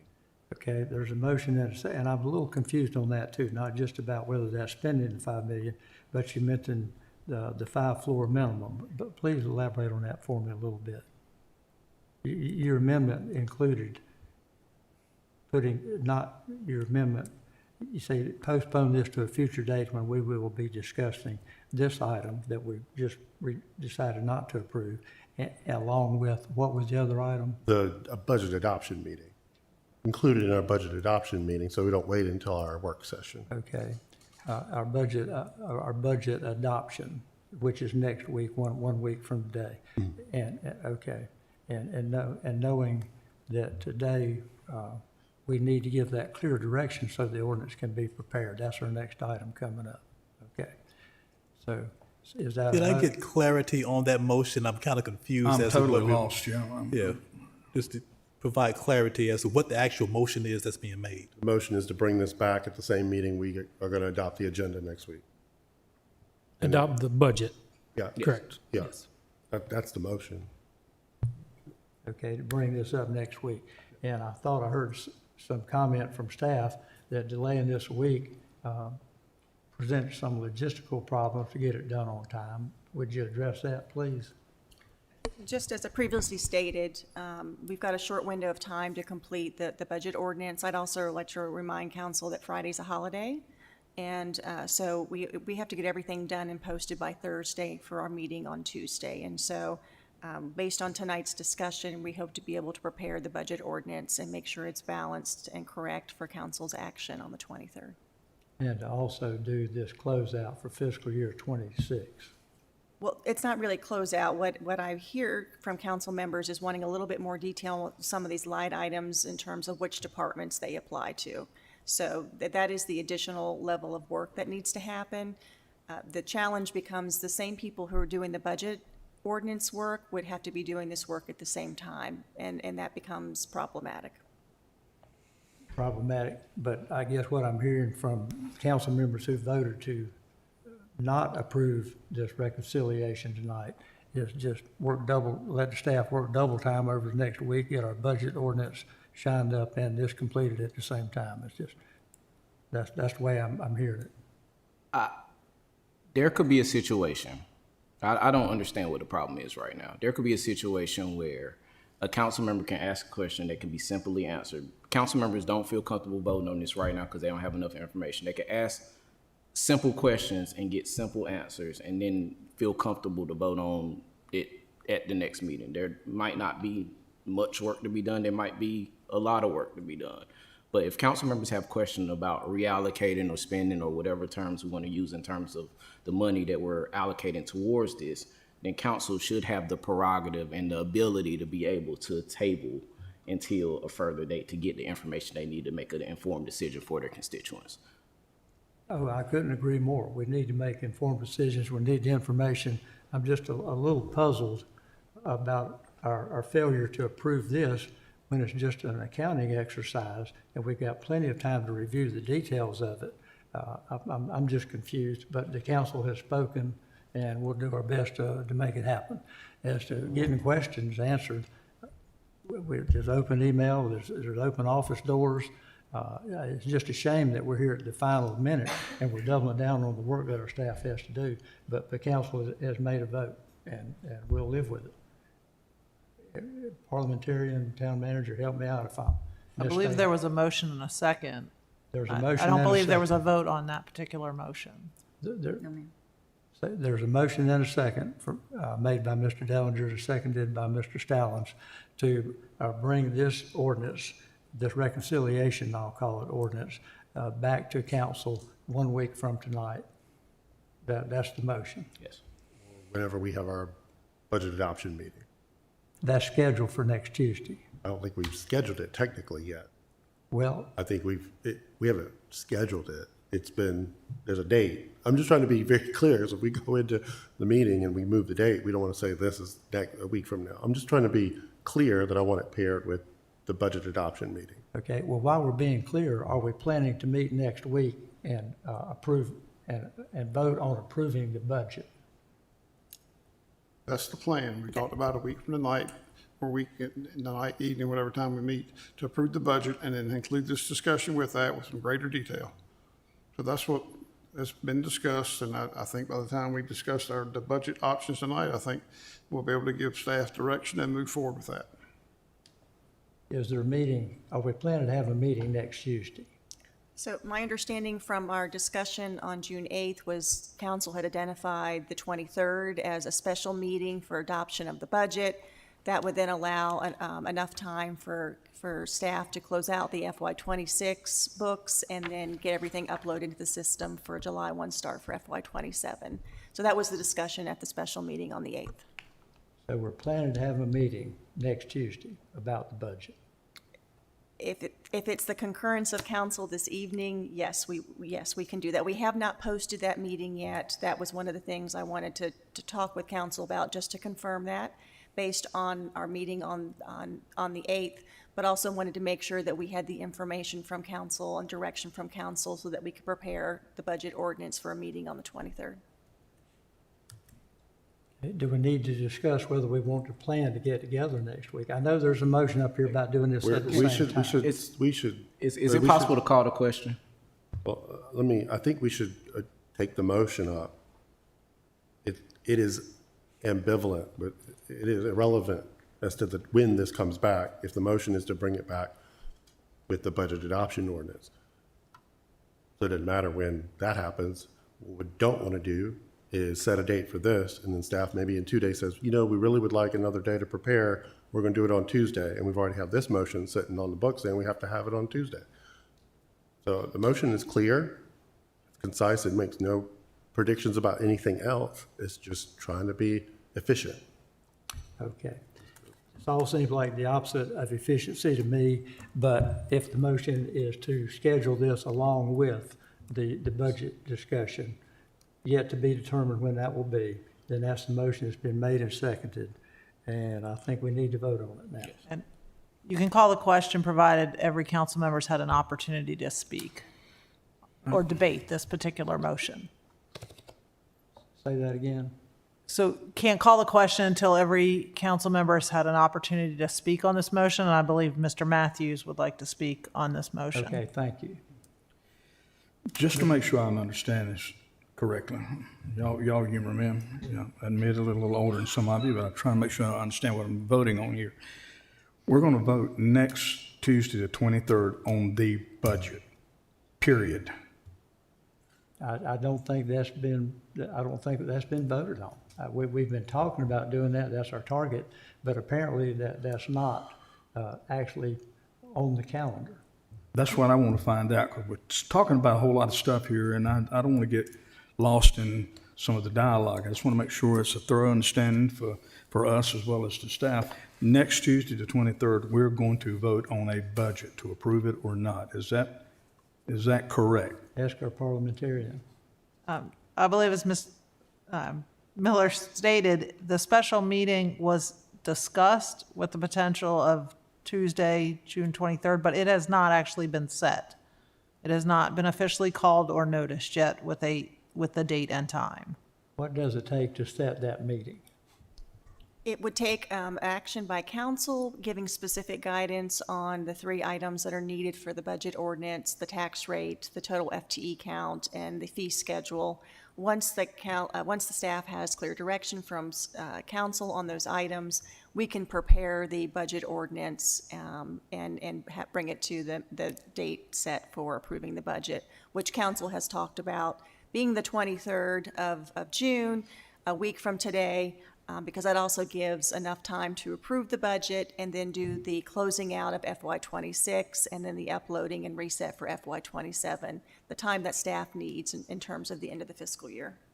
And that will be the topic that comes up next on our agenda after this one, which is number 2, continued discussion on the fiscal year 27 recommended budget.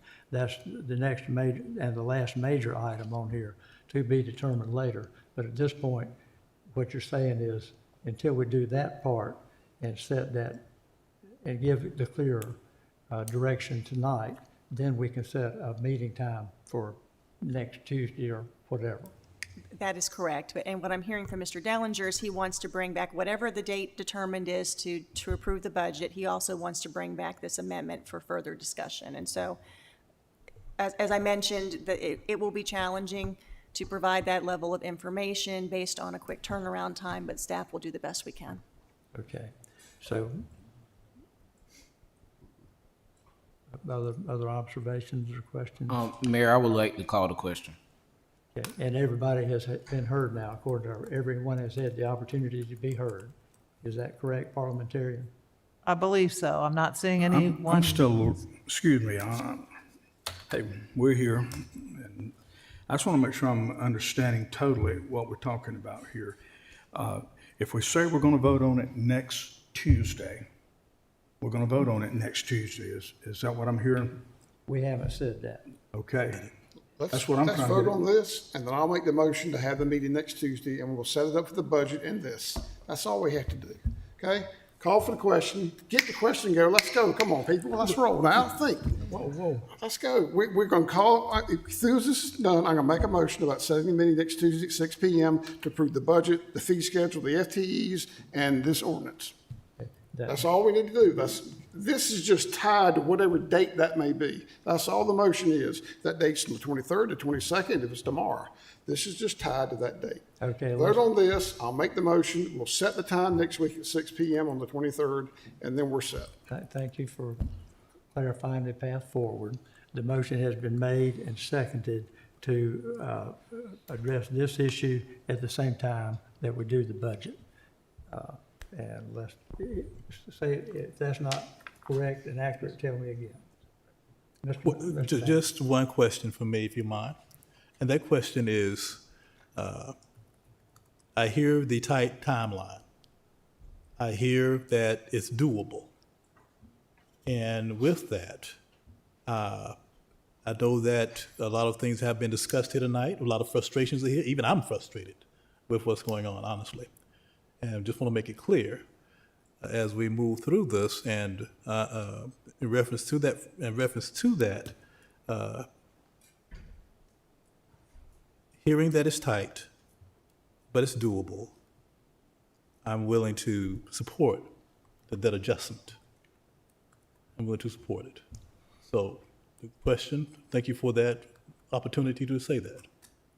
Okay. Call for the vote. Okay. And I believe the question has been called about 3 times now. And thanks for your patience and letting people get a grasp on this rather complex thing. But the motion was made and seconded to add this item, reviewing closing out fiscal year 26, to have that appear before the council at the same time that we reviewed the budget for final approval. Is that an accurate statement? That this item will be brought up at the same time as the next budget review? Yes, Okay, that is the motion. okay. Well, let's have a roll call vote on this. And let's help me out here. Who originally made the motion? You. I Okay. did. Okay, you go first. In Aye. favor? Mr. Stallings? Aye. Mr. Singleton? Aye. Mr. Matthews? Aye. Mr. Vance? Aye. Okay, it's unanimous. They appear, this will be deferred or continued, it will be continued to be heard at the same time that we set a date for the final, what I hope is the final budget review. Mr. Mayor, may I make that motion to designate that date for the budget meeting? Okay, let me ask our parliamentarian.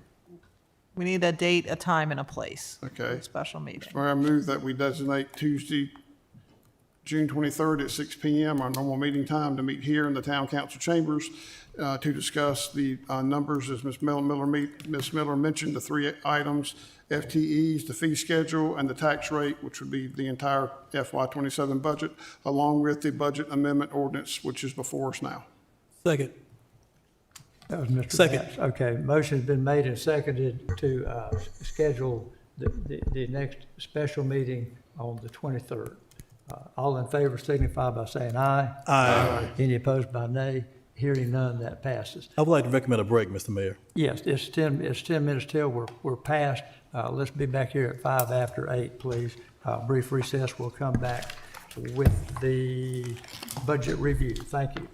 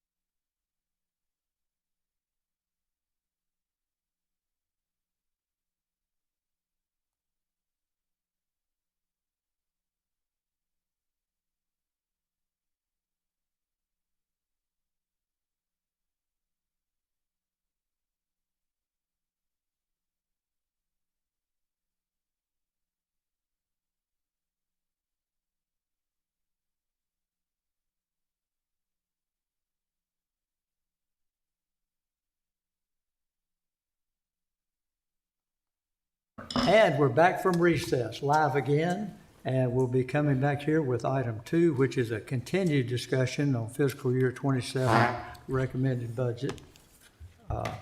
And our presenters are going to be Town Manager Miller with help from our Budget Director Sarah Warren. But before we leap into that, I would like to make a few introductory comments, if you'll bear with me. And I want to make certain to say that this is my opinion only. I'm not speaking for council. You just want one person's opinion. And it has to do with how does the town achieve long-term financial sustainability, which is the opposite of how does the town go bankrupt. We're not in the danger of going bankrupt. We are on the path of long-term financial sustainability. And it just crystallized for me over the last 30 days, 35 days. Twice in those 30 days, I've been to the Wake County Mayor's Association meeting. It's a little round table. Everybody talks about what's going on in their town. And you can only imagine that for the last 30, 60 days, there's been a lot of talk about the budget, what to do, and what they're doing to address it. And made me think, as complicated as some of this stuff sounds, it's really not too different from individual households when it comes to budgeting and getting through and achieving long-term financial sustainability, which we all want. In my day job or previous job back in the insurance business, we had an imaginary client that we used and we picked on to use as an example to work through different scenarios. We called him Billy Bob. And of course, Billy Bob married, 2.5 children, steady job, nice home with a mortgage, and he values and aspires to long-term financial sustainability. So he's the guy that we've used, and I thought it might be helpful to think about him and his family and his household budget as we talk about this. So we know that he's committed to long-term financial sustainability, and to him that means getting his kids through college, getting his house paid off, finally retiring, maybe going to the lake or whatever he wants to do. But there's a couple of warning flags that Billy Bob should be looking for just to make sure he's not getting off the road of long-term financial sustainability. The level 1, and there's a level 1 and a level 2. At level 1, a warning flag would be if Billy Bob takes out a second mortgage to pay his electric bill, he might want to stop and think. Yeah, that's a warning flag. If you're taking your long-term assets like your home to pay off your monthly bills, you may be a path not on long-term financial sustainability. It's like if you were driving to Wilmington on Interstate 40 and your check engine light comes on and your tire pressure light shows 2 tires getting lower, you should be looking for a service station. This is a warning flag. That's a level 1 warning flag. We don't have any of those here in Garner, but the other towns did. And level 2 warning flag for Billy Bob on his household budget would be if he cashes in his retirement fund, his IRA, to buy groceries, he's in big trouble. This is like you cruising toward Wilmington at 70 miles an hour when suddenly your engine knocks off and one wheel locks up. You'll be lucky to get out of the travel lane and onto the shoulder. This is a level 2 warning. We don't have those. But let me tell you about these other towns and what I'm hearing from them.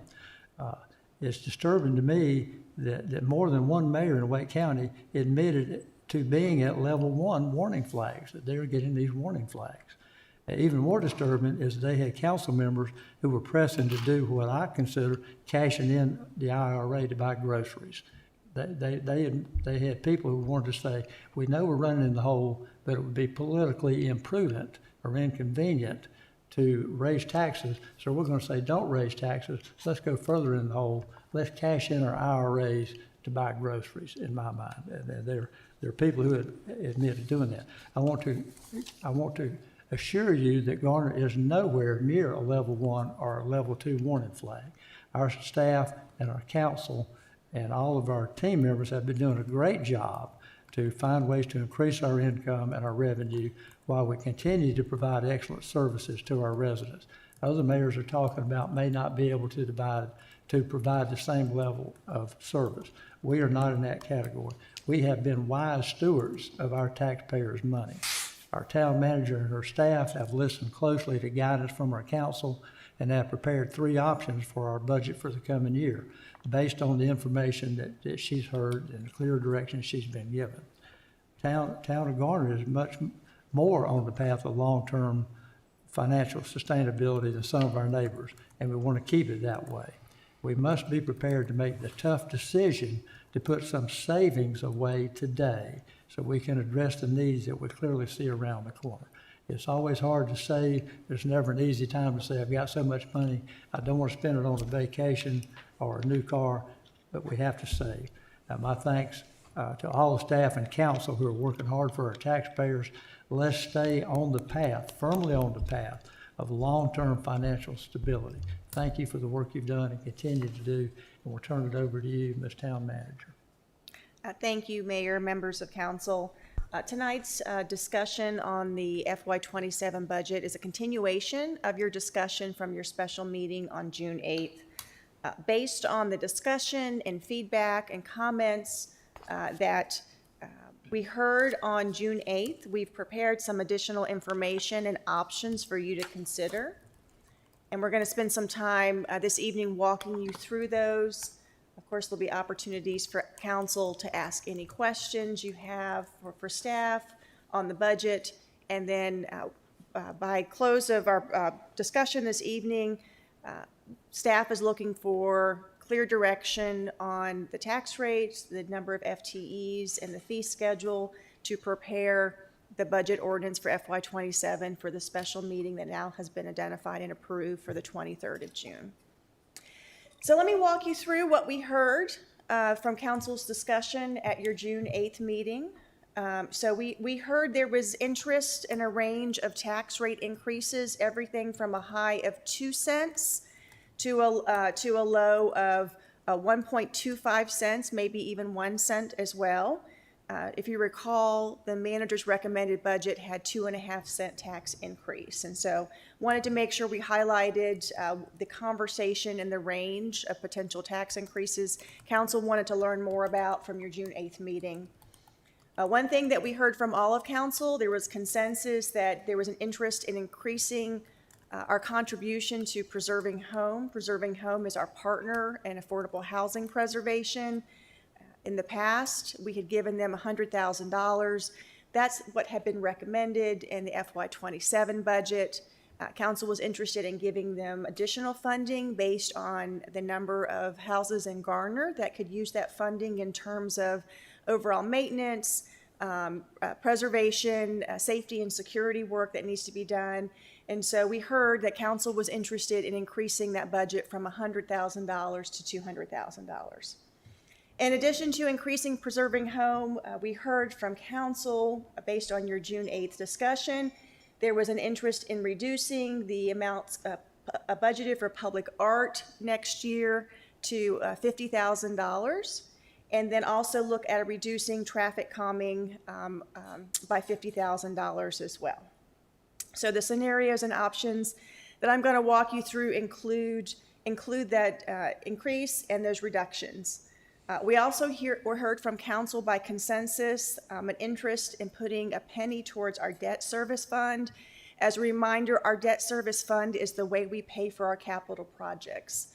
We have been working with staff over the last few months to really talk about some of our big capital projects that we need to plan for the future. We have some significant ones that we need to plan for, including a new public works center and 2 fire stations. And so the idea is then to start putting some dollars away to be able to support those projects in the near future. I have just a quick question on the penny for the debt service fund. I don't know if we've explicitly said this or not. Is that another penny that would go on top of the 8.5, or would it be a different dedicated stream? It would be another penny on top of the 8.5, so it'd be 9.5 total. Okay, thank you.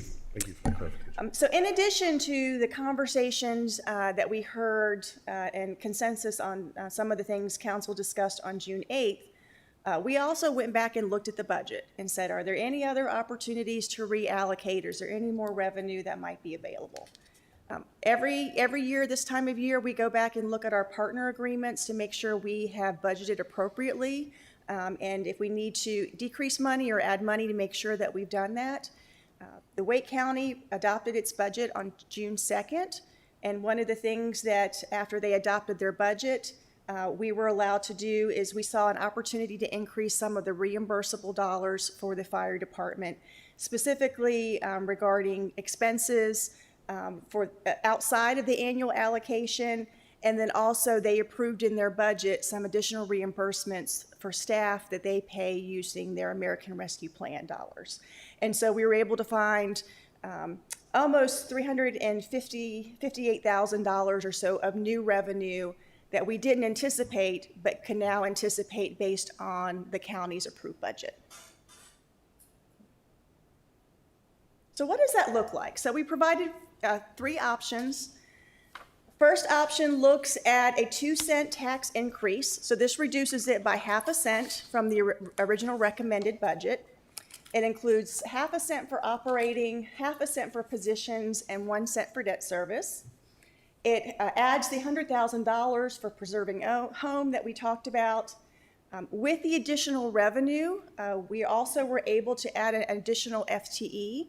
One of the points of discussion at your June 8th meeting was the need and opportunity for better grant management and writing for the town. And so when we looked at the additional revenue and looked at potentially some other cuts, we found that we were able to fund a second grant position, what I'm calling a grant writer position, for half a year. Option 1, a tax rate increase of 2 cents, maintains our perform funding at over $1 million. It does reduce IT capital by $40,000, public art and traffic calming by $50,000, and supports council's priorities with minimal reductions. So this is what it looks like. This is what it would fund based on the 2 cents. So we have the ½ cent for operational expectations and obligations. The recommended changes includes the additional revenue both from interest income and the fire county cost share, an increase for preserving home, a reduction in public art, traffic calming, and IT, and adds an additional FTE, bringing the total new FTEs for FY27 to 10 new FTEs. It also sets aside 1 cent for debt service for those capital projects, those big ones we know that are coming in the near future. Okay, option 2 looks at a tax increase of 1½ cent. So that's a reduction of 1 penny from the recommended budget, tax increase in the recommended budget of 2½ cents. It keeps the additional revenue projections in place and adds ½ cent for positions and 1 penny for debt service. It continues to add the additional $100,000 for preserving home. It also allows us to add that second grant position for half a year, that grant writer position. It includes reductions to perform. If you remember when we talked about reallocating some dollars, there was a recommendation to do some reductions to our perform budget and our IT budget, so you'll see that in this scenario. It also has reductions in public art and traffic calming, but this one also includes additional reductions in our VERT program as well. So this maintains service levels, but also acknowledges that there may be emergencies next year, especially in our perform and our VERT budgets, that we may have to come to council with for a budget amendment should the need arise in next fiscal year. So it balances council's priorities with a lower tax increase.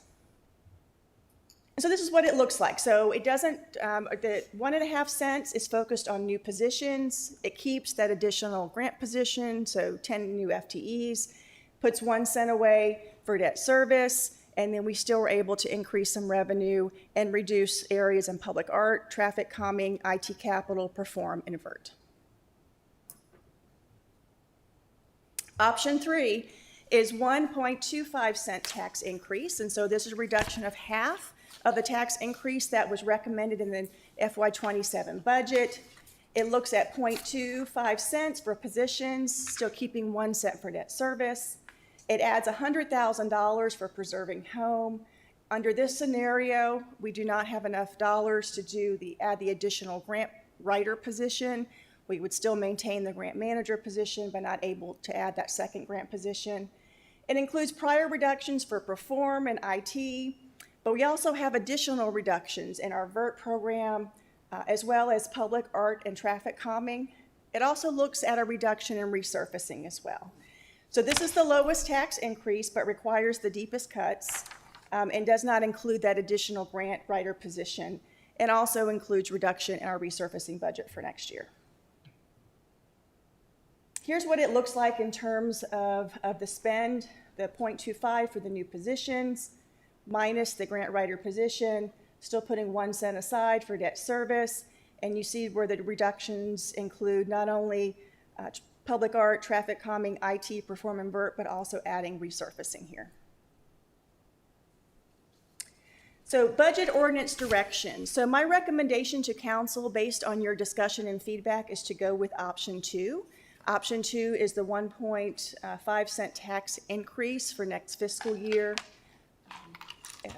Based on tonight's discussion, we are looking for direction from council on how to prepare the budget ordinance for your special meeting on the 23rd. We need information specifically on the tax rate, the total FTE count, and the fee schedule. And then just a kind of reminder, here's where we are on the schedule for our budget discussions and approval.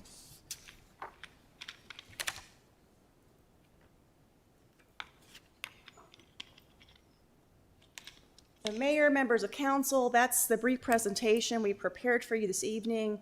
Myself and the entire staff is available to answer any questions you may have on the budget, and certainly any direction you want to provide in terms of how to prepare the budget ordinance for next Tuesday's meeting.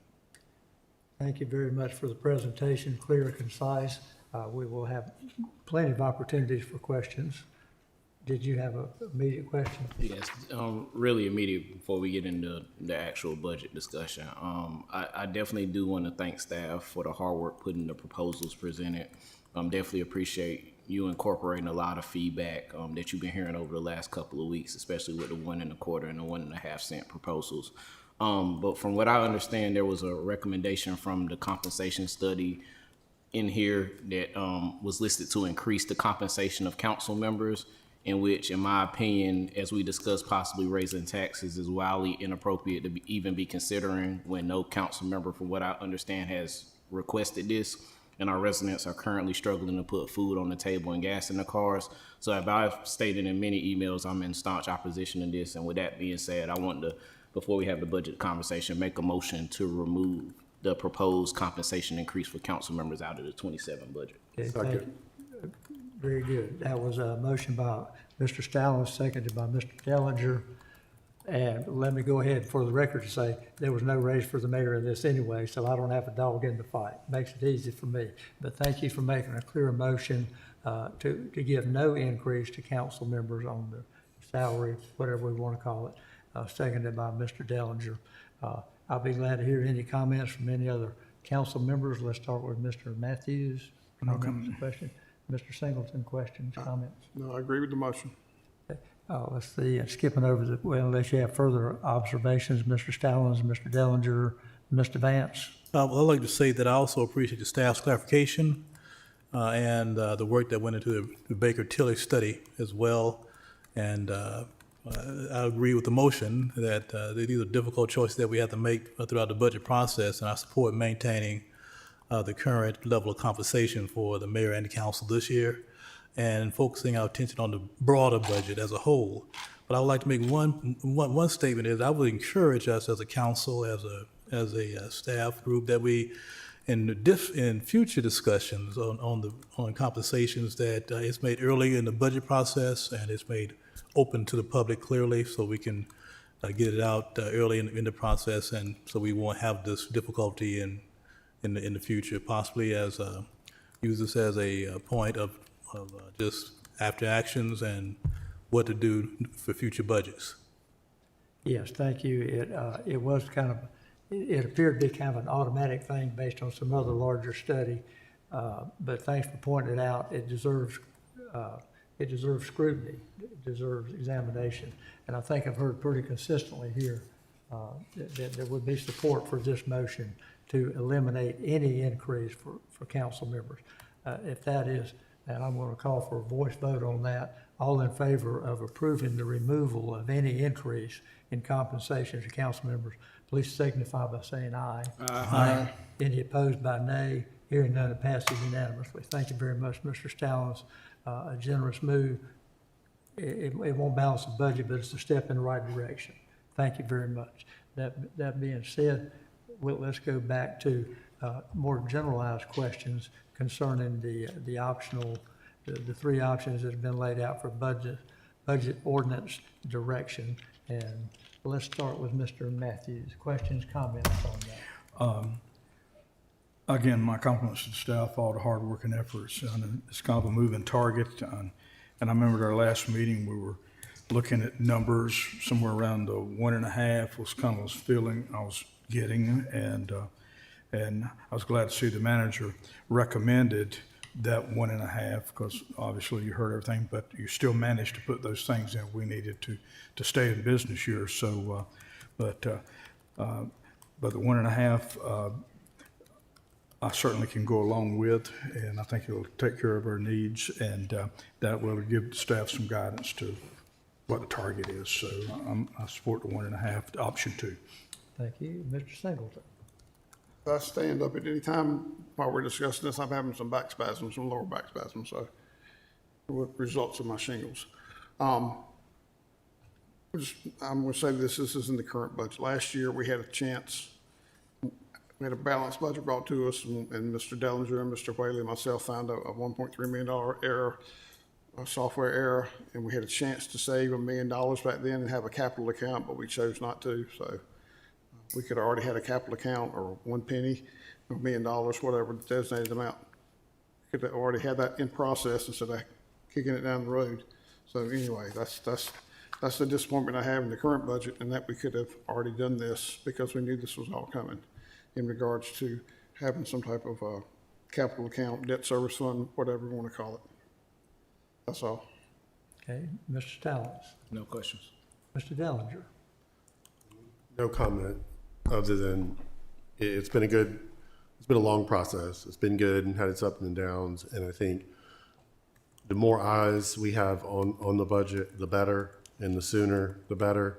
And even the mayor and I had a conversation at the intermission there about why are we paying so much attention to this time? And so, well, the situation changes every year. We've evolved from explosive growing budget to now going into even more uncertain future. And so your scrutiny level needs to be different on different parts of the budget. So I think it's an ever evolving process that we have to weigh against what we see coming at us in the future. And so I'm pleased with where I've gotten to. I think there's a lot more work left to do. I think we've had some conversations about having budget conversations earlier in the fall next year so that we can make even better progress, more progress on this. So I think, again, it's an iteration, it's an iterative process, and it's getting better. So I think we're headed in the right direction, but we still have a lot of work to do. But pleased with the options we have in front of us, and I'm confident we'll be able to move forward. Thank you very much. Mr. Vance. No questions. No questions. Second round opportunity to ask questions and make comments.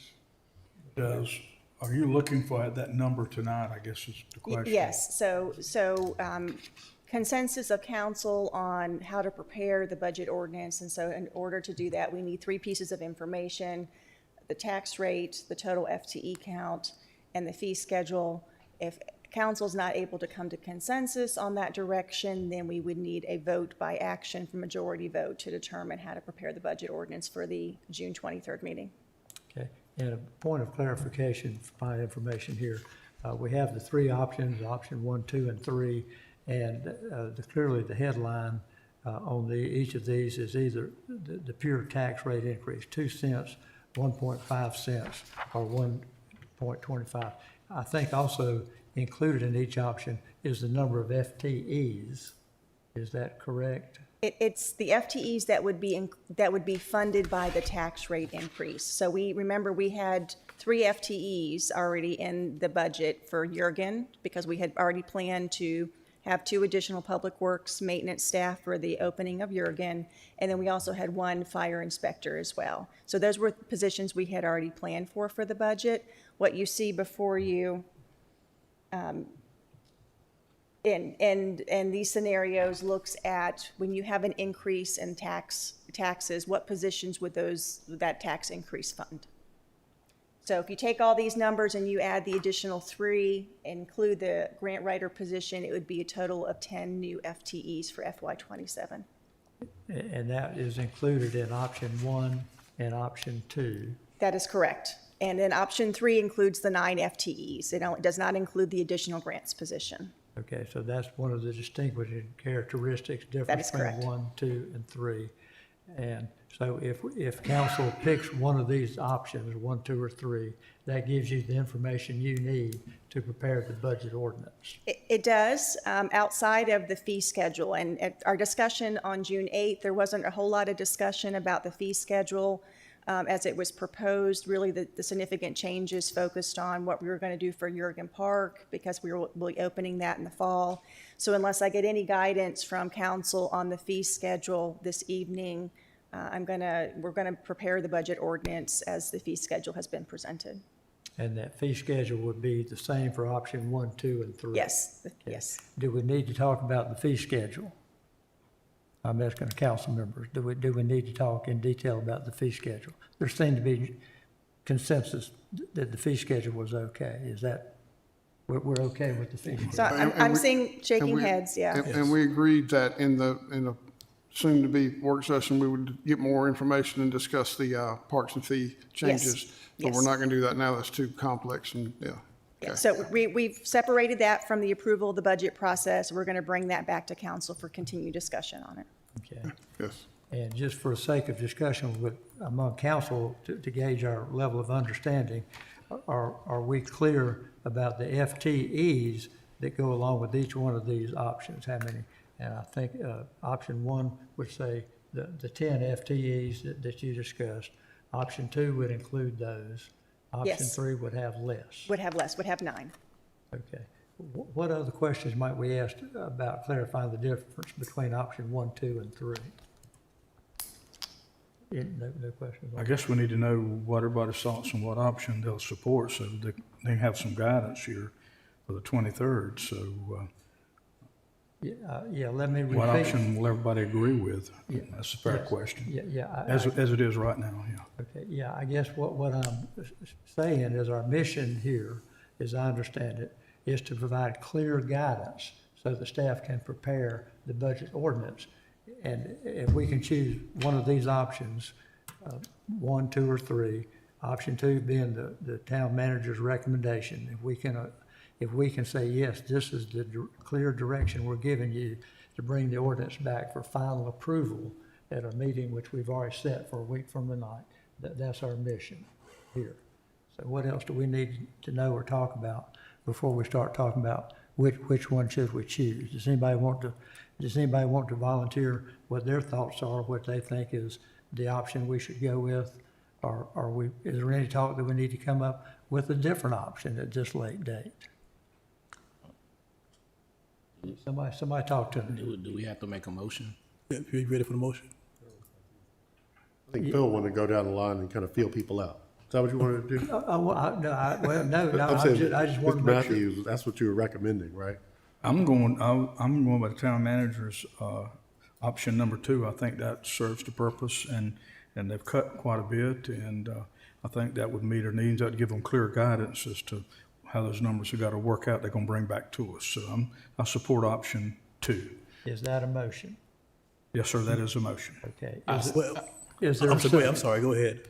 There's a motion made to recommend, to give the clear guidance of using option 2 as the template for our budget ordinance that will be presented in a week. Is that the motion you're making? Yes, sir. If there's a second, we can talk about it more. I'll second it for discussion purpose. Okay, thank you. And so Mr. Stallings is the second on that one.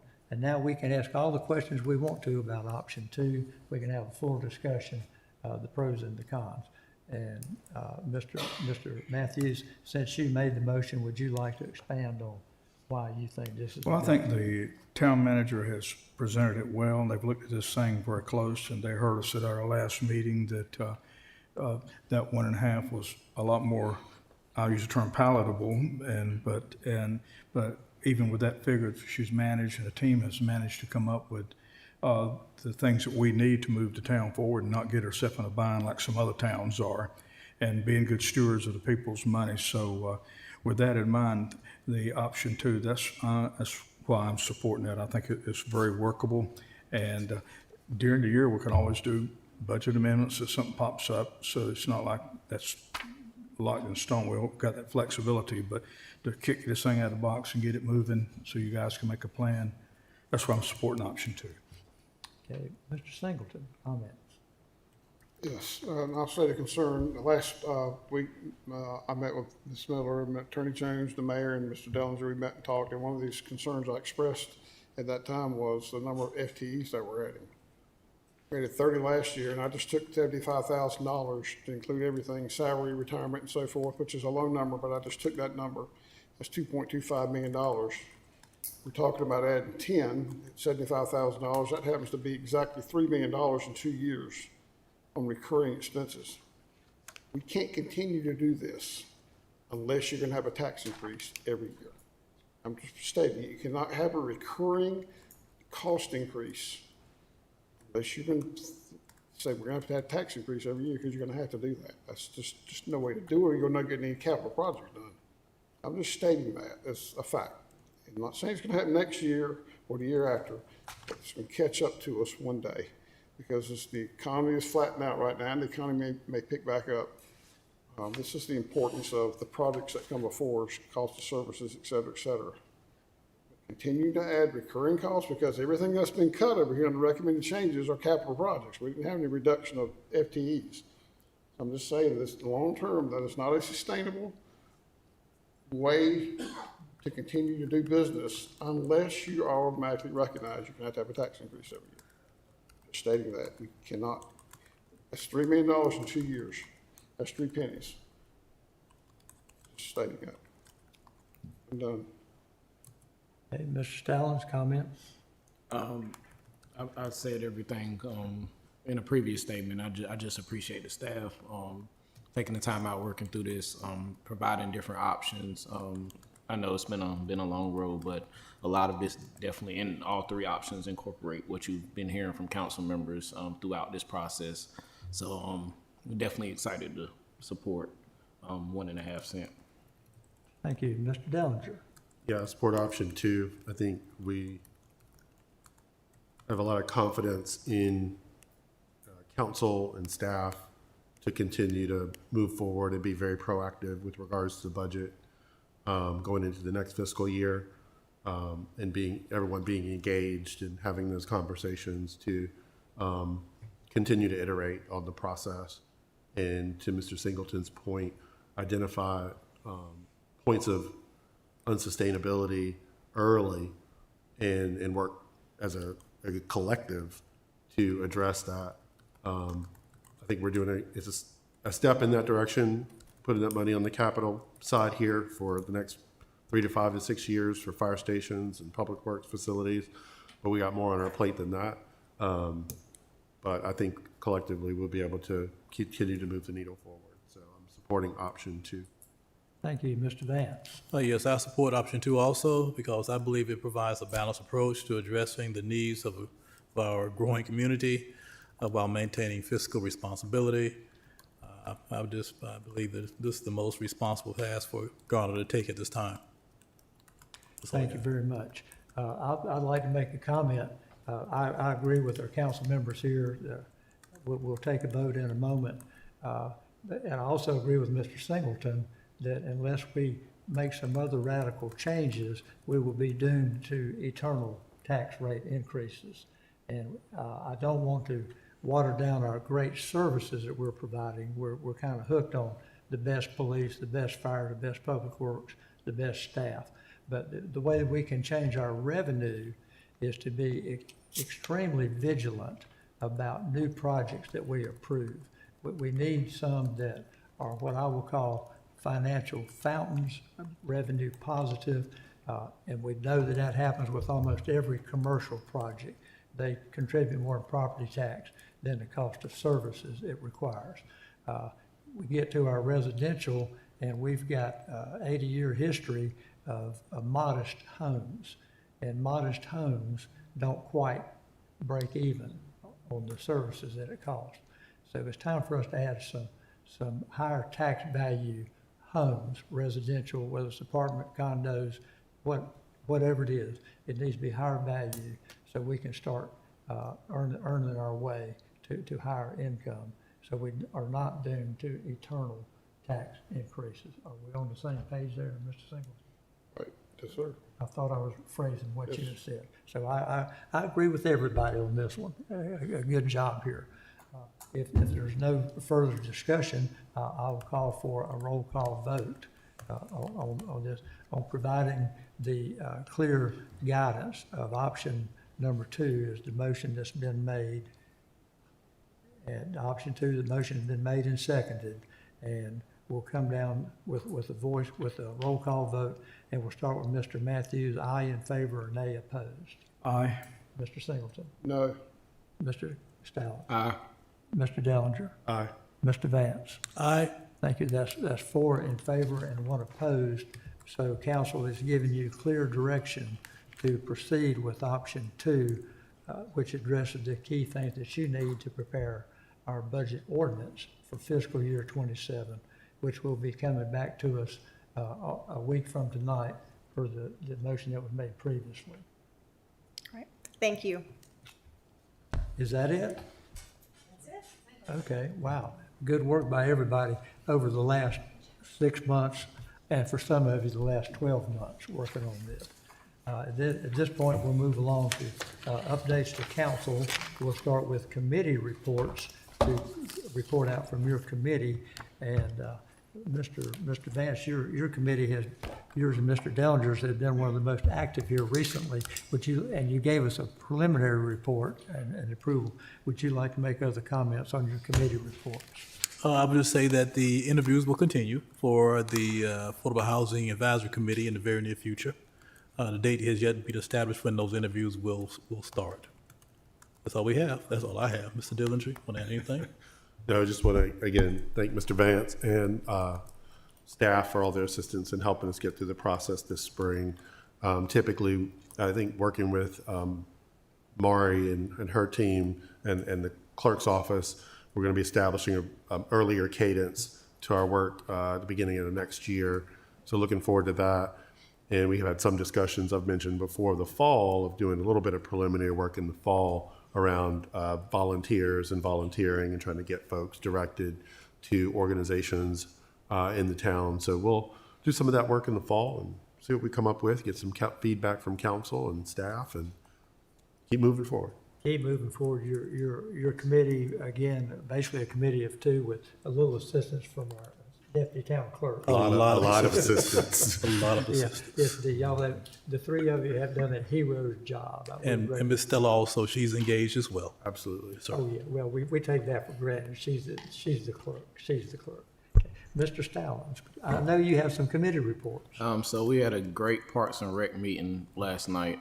Had 2 zoning cases. Attorney Jones was actually in attendance to talk about committee bylaws and fielded a lot of questions, including around vacancies and the removal process of appointed members who don't attend meetings. And I've already been talking to the nominations committee about some possible solutions to that. But overall, it was a great meeting last night. Great, you've been busy too.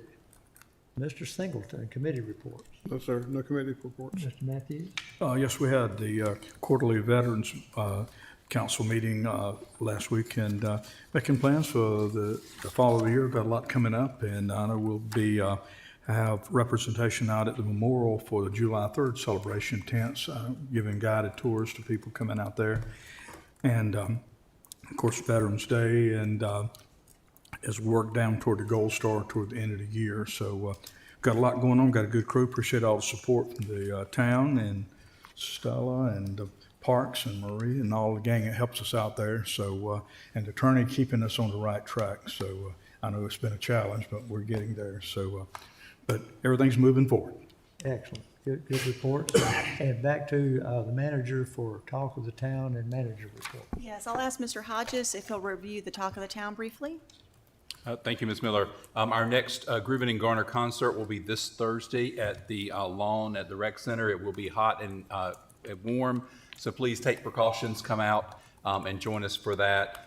Cops on Top will have a fundraiser for Special Olympics at the Chick-fil-A on 1010 Road on the 18th and 19th, weather permitting, 6:30 to 2:30. This is one of their annual fundraisers that they do for Special Olympics with the Chick-fil-A organization. Our Juneteenth celebration has already been mentioned, but that will be Saturday at 11 o'clock. We are gearing up for our July 3rd event that will be on the 3rd at Lake Benson Park.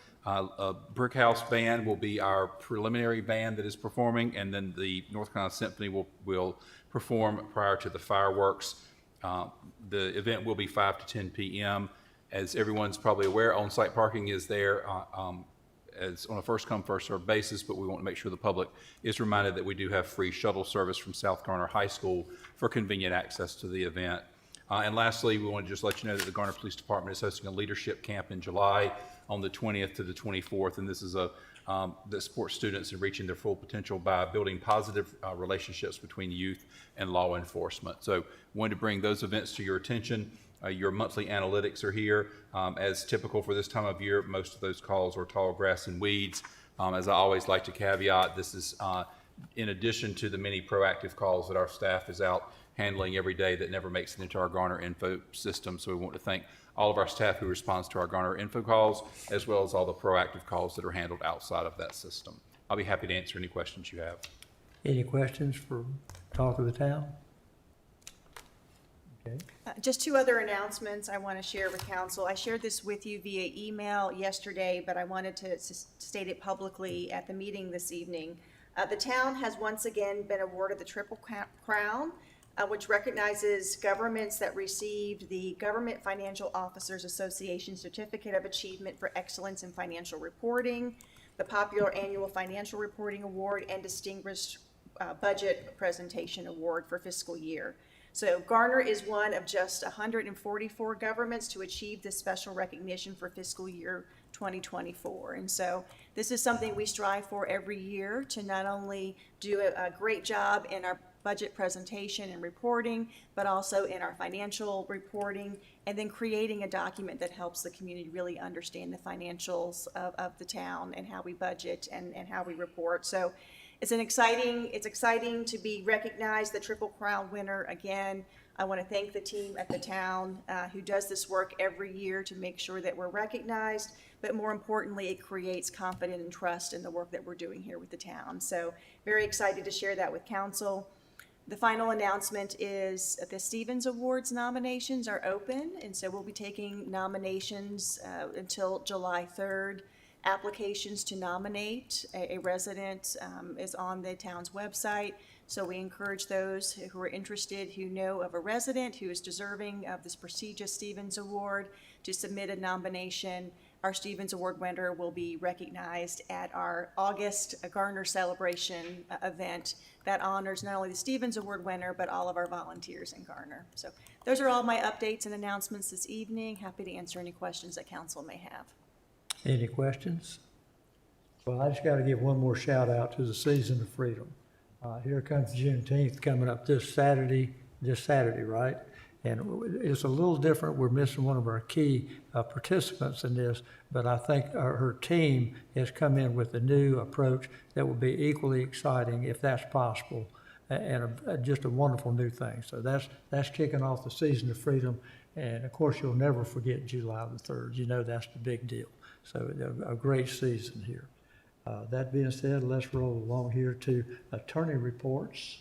No report this evening. Imagine that. How about council reports? And this time we start, I believe it was back at Mr. Matthews. Just one thing. I'm going to ask the council support on our 23rd meeting. I'm going to be way out of state on that day, and it's been bouncing around because I wasn't sure what we're going to do, and tickets had to be bought. And so since we're locked in on the 23rd, would get council's consent that I can do a Zoom meeting online and be a part of that where I'm at, and because I think it's a very important meeting and just to be a part of that. So I would ask the council's support on allowing me to do that 23rd meeting by Zoom. Well, it's actually Teams. Team, yeah. Some Yeah, of that's us the brand. Zoom We know team. Zoom. Either way, I'm gonna be online with you. Yeah, online, yeah. So what do we need to do to make a decision on letting him participate remotely? So that evening, you'll have to take the members that are physically present in council chambers will have to make a motion, but it would be helpful if you would give direction to Mr. Matthews about his participation. So the decision is whether he can participate by electronic means of Teams and whether he can that can include participation, deliberations, making motions, and voting. And I believe Mr. Matthews is asking to have the ability to do all three of those Yes. during the meeting. Okay, input, comments, questions? Does that seem to be okay? Okay. I think we should make him fly back. If you give me the money, we can work that out. Can you send your jet down there and pick me up? How about if he just brings us a nice souvenir? That'd be fine. No, I think Well, I appreciate that. That's an important meeting. It could happen to all of us, and it does from time to time. And but thank you very much. Okay, further council reports. Just want to mention as a reminder that we meet next Tuesday, and then we have a work session on the 30th, and then we won't meet again to the third Tuesday in July. So we need That to is remember correct. that. So we take a break right after July 3rd, and so the first meeting in July, I believe, is the 21st. 21st, And then we'll have a work session in July as well. Just wanted to confirm that so everybody remember, because we made that change 2 or 3 years ago, so Yes. sometimes we forget. Thank you. All right. And Yes. will you remind me weekly so I'll know when to come and not come? Yes. Well, Help me get it on my calendar. Yeah, just remember after the 3rd, don't come the next week, or you be here by yourself. Well, that'd be okay too. We'll see how that goes. Mr. Stallings, No report. council reports? Yes, I would just like to apologize to council and residents for my outburst during petitions and comments this evening.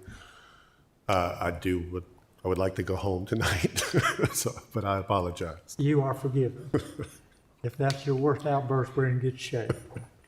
It was a correction, not an outburst, but thank you for the apology. Mr. Vance. Yes, there's a few things here. Congratulations to the staff on the Triple Crown Award. That's a great achievement, and it proves that your hard work and accuracy in what you're doing, and that's the way to represent the town. Thank you for doing that. And on June 5th, there was a Habitat of Humanity event in which 6 homes were given to homeowners. It was a great event to be a part of and to see. Our affordable housing activities are really beginning to take root and move forward in that effort. And last week we had a workshop on a bridge replacement, a Vandor Springs replacement project. I would say again, the staff did a great job of representing the town when it comes to advocating for needs that are necessary in order to improve the movements around that area and asking questions that are key and technical. And we ask that if you have not had the opportunity to go to the website to look at NCDOT, the bridge project is B5681. You can look at it, and plus you can provide comments if you have any questions that you would like to DOT to respond to. That's all I have, Mr. Mayor. Okay, and that's most of the business we had to take care of. If there's no other items that we need to be discussing or other issues we need to address, I will accept a motion to adjourn. So move. Second. Motion by Mr. Stallings, second by Mr. Singleton. Sure. Okay, all in favor of adjourn, please signify by saying aye. Aye. Any opposed by nay? Hearing none, it's unanimous. We're adjourned. Good.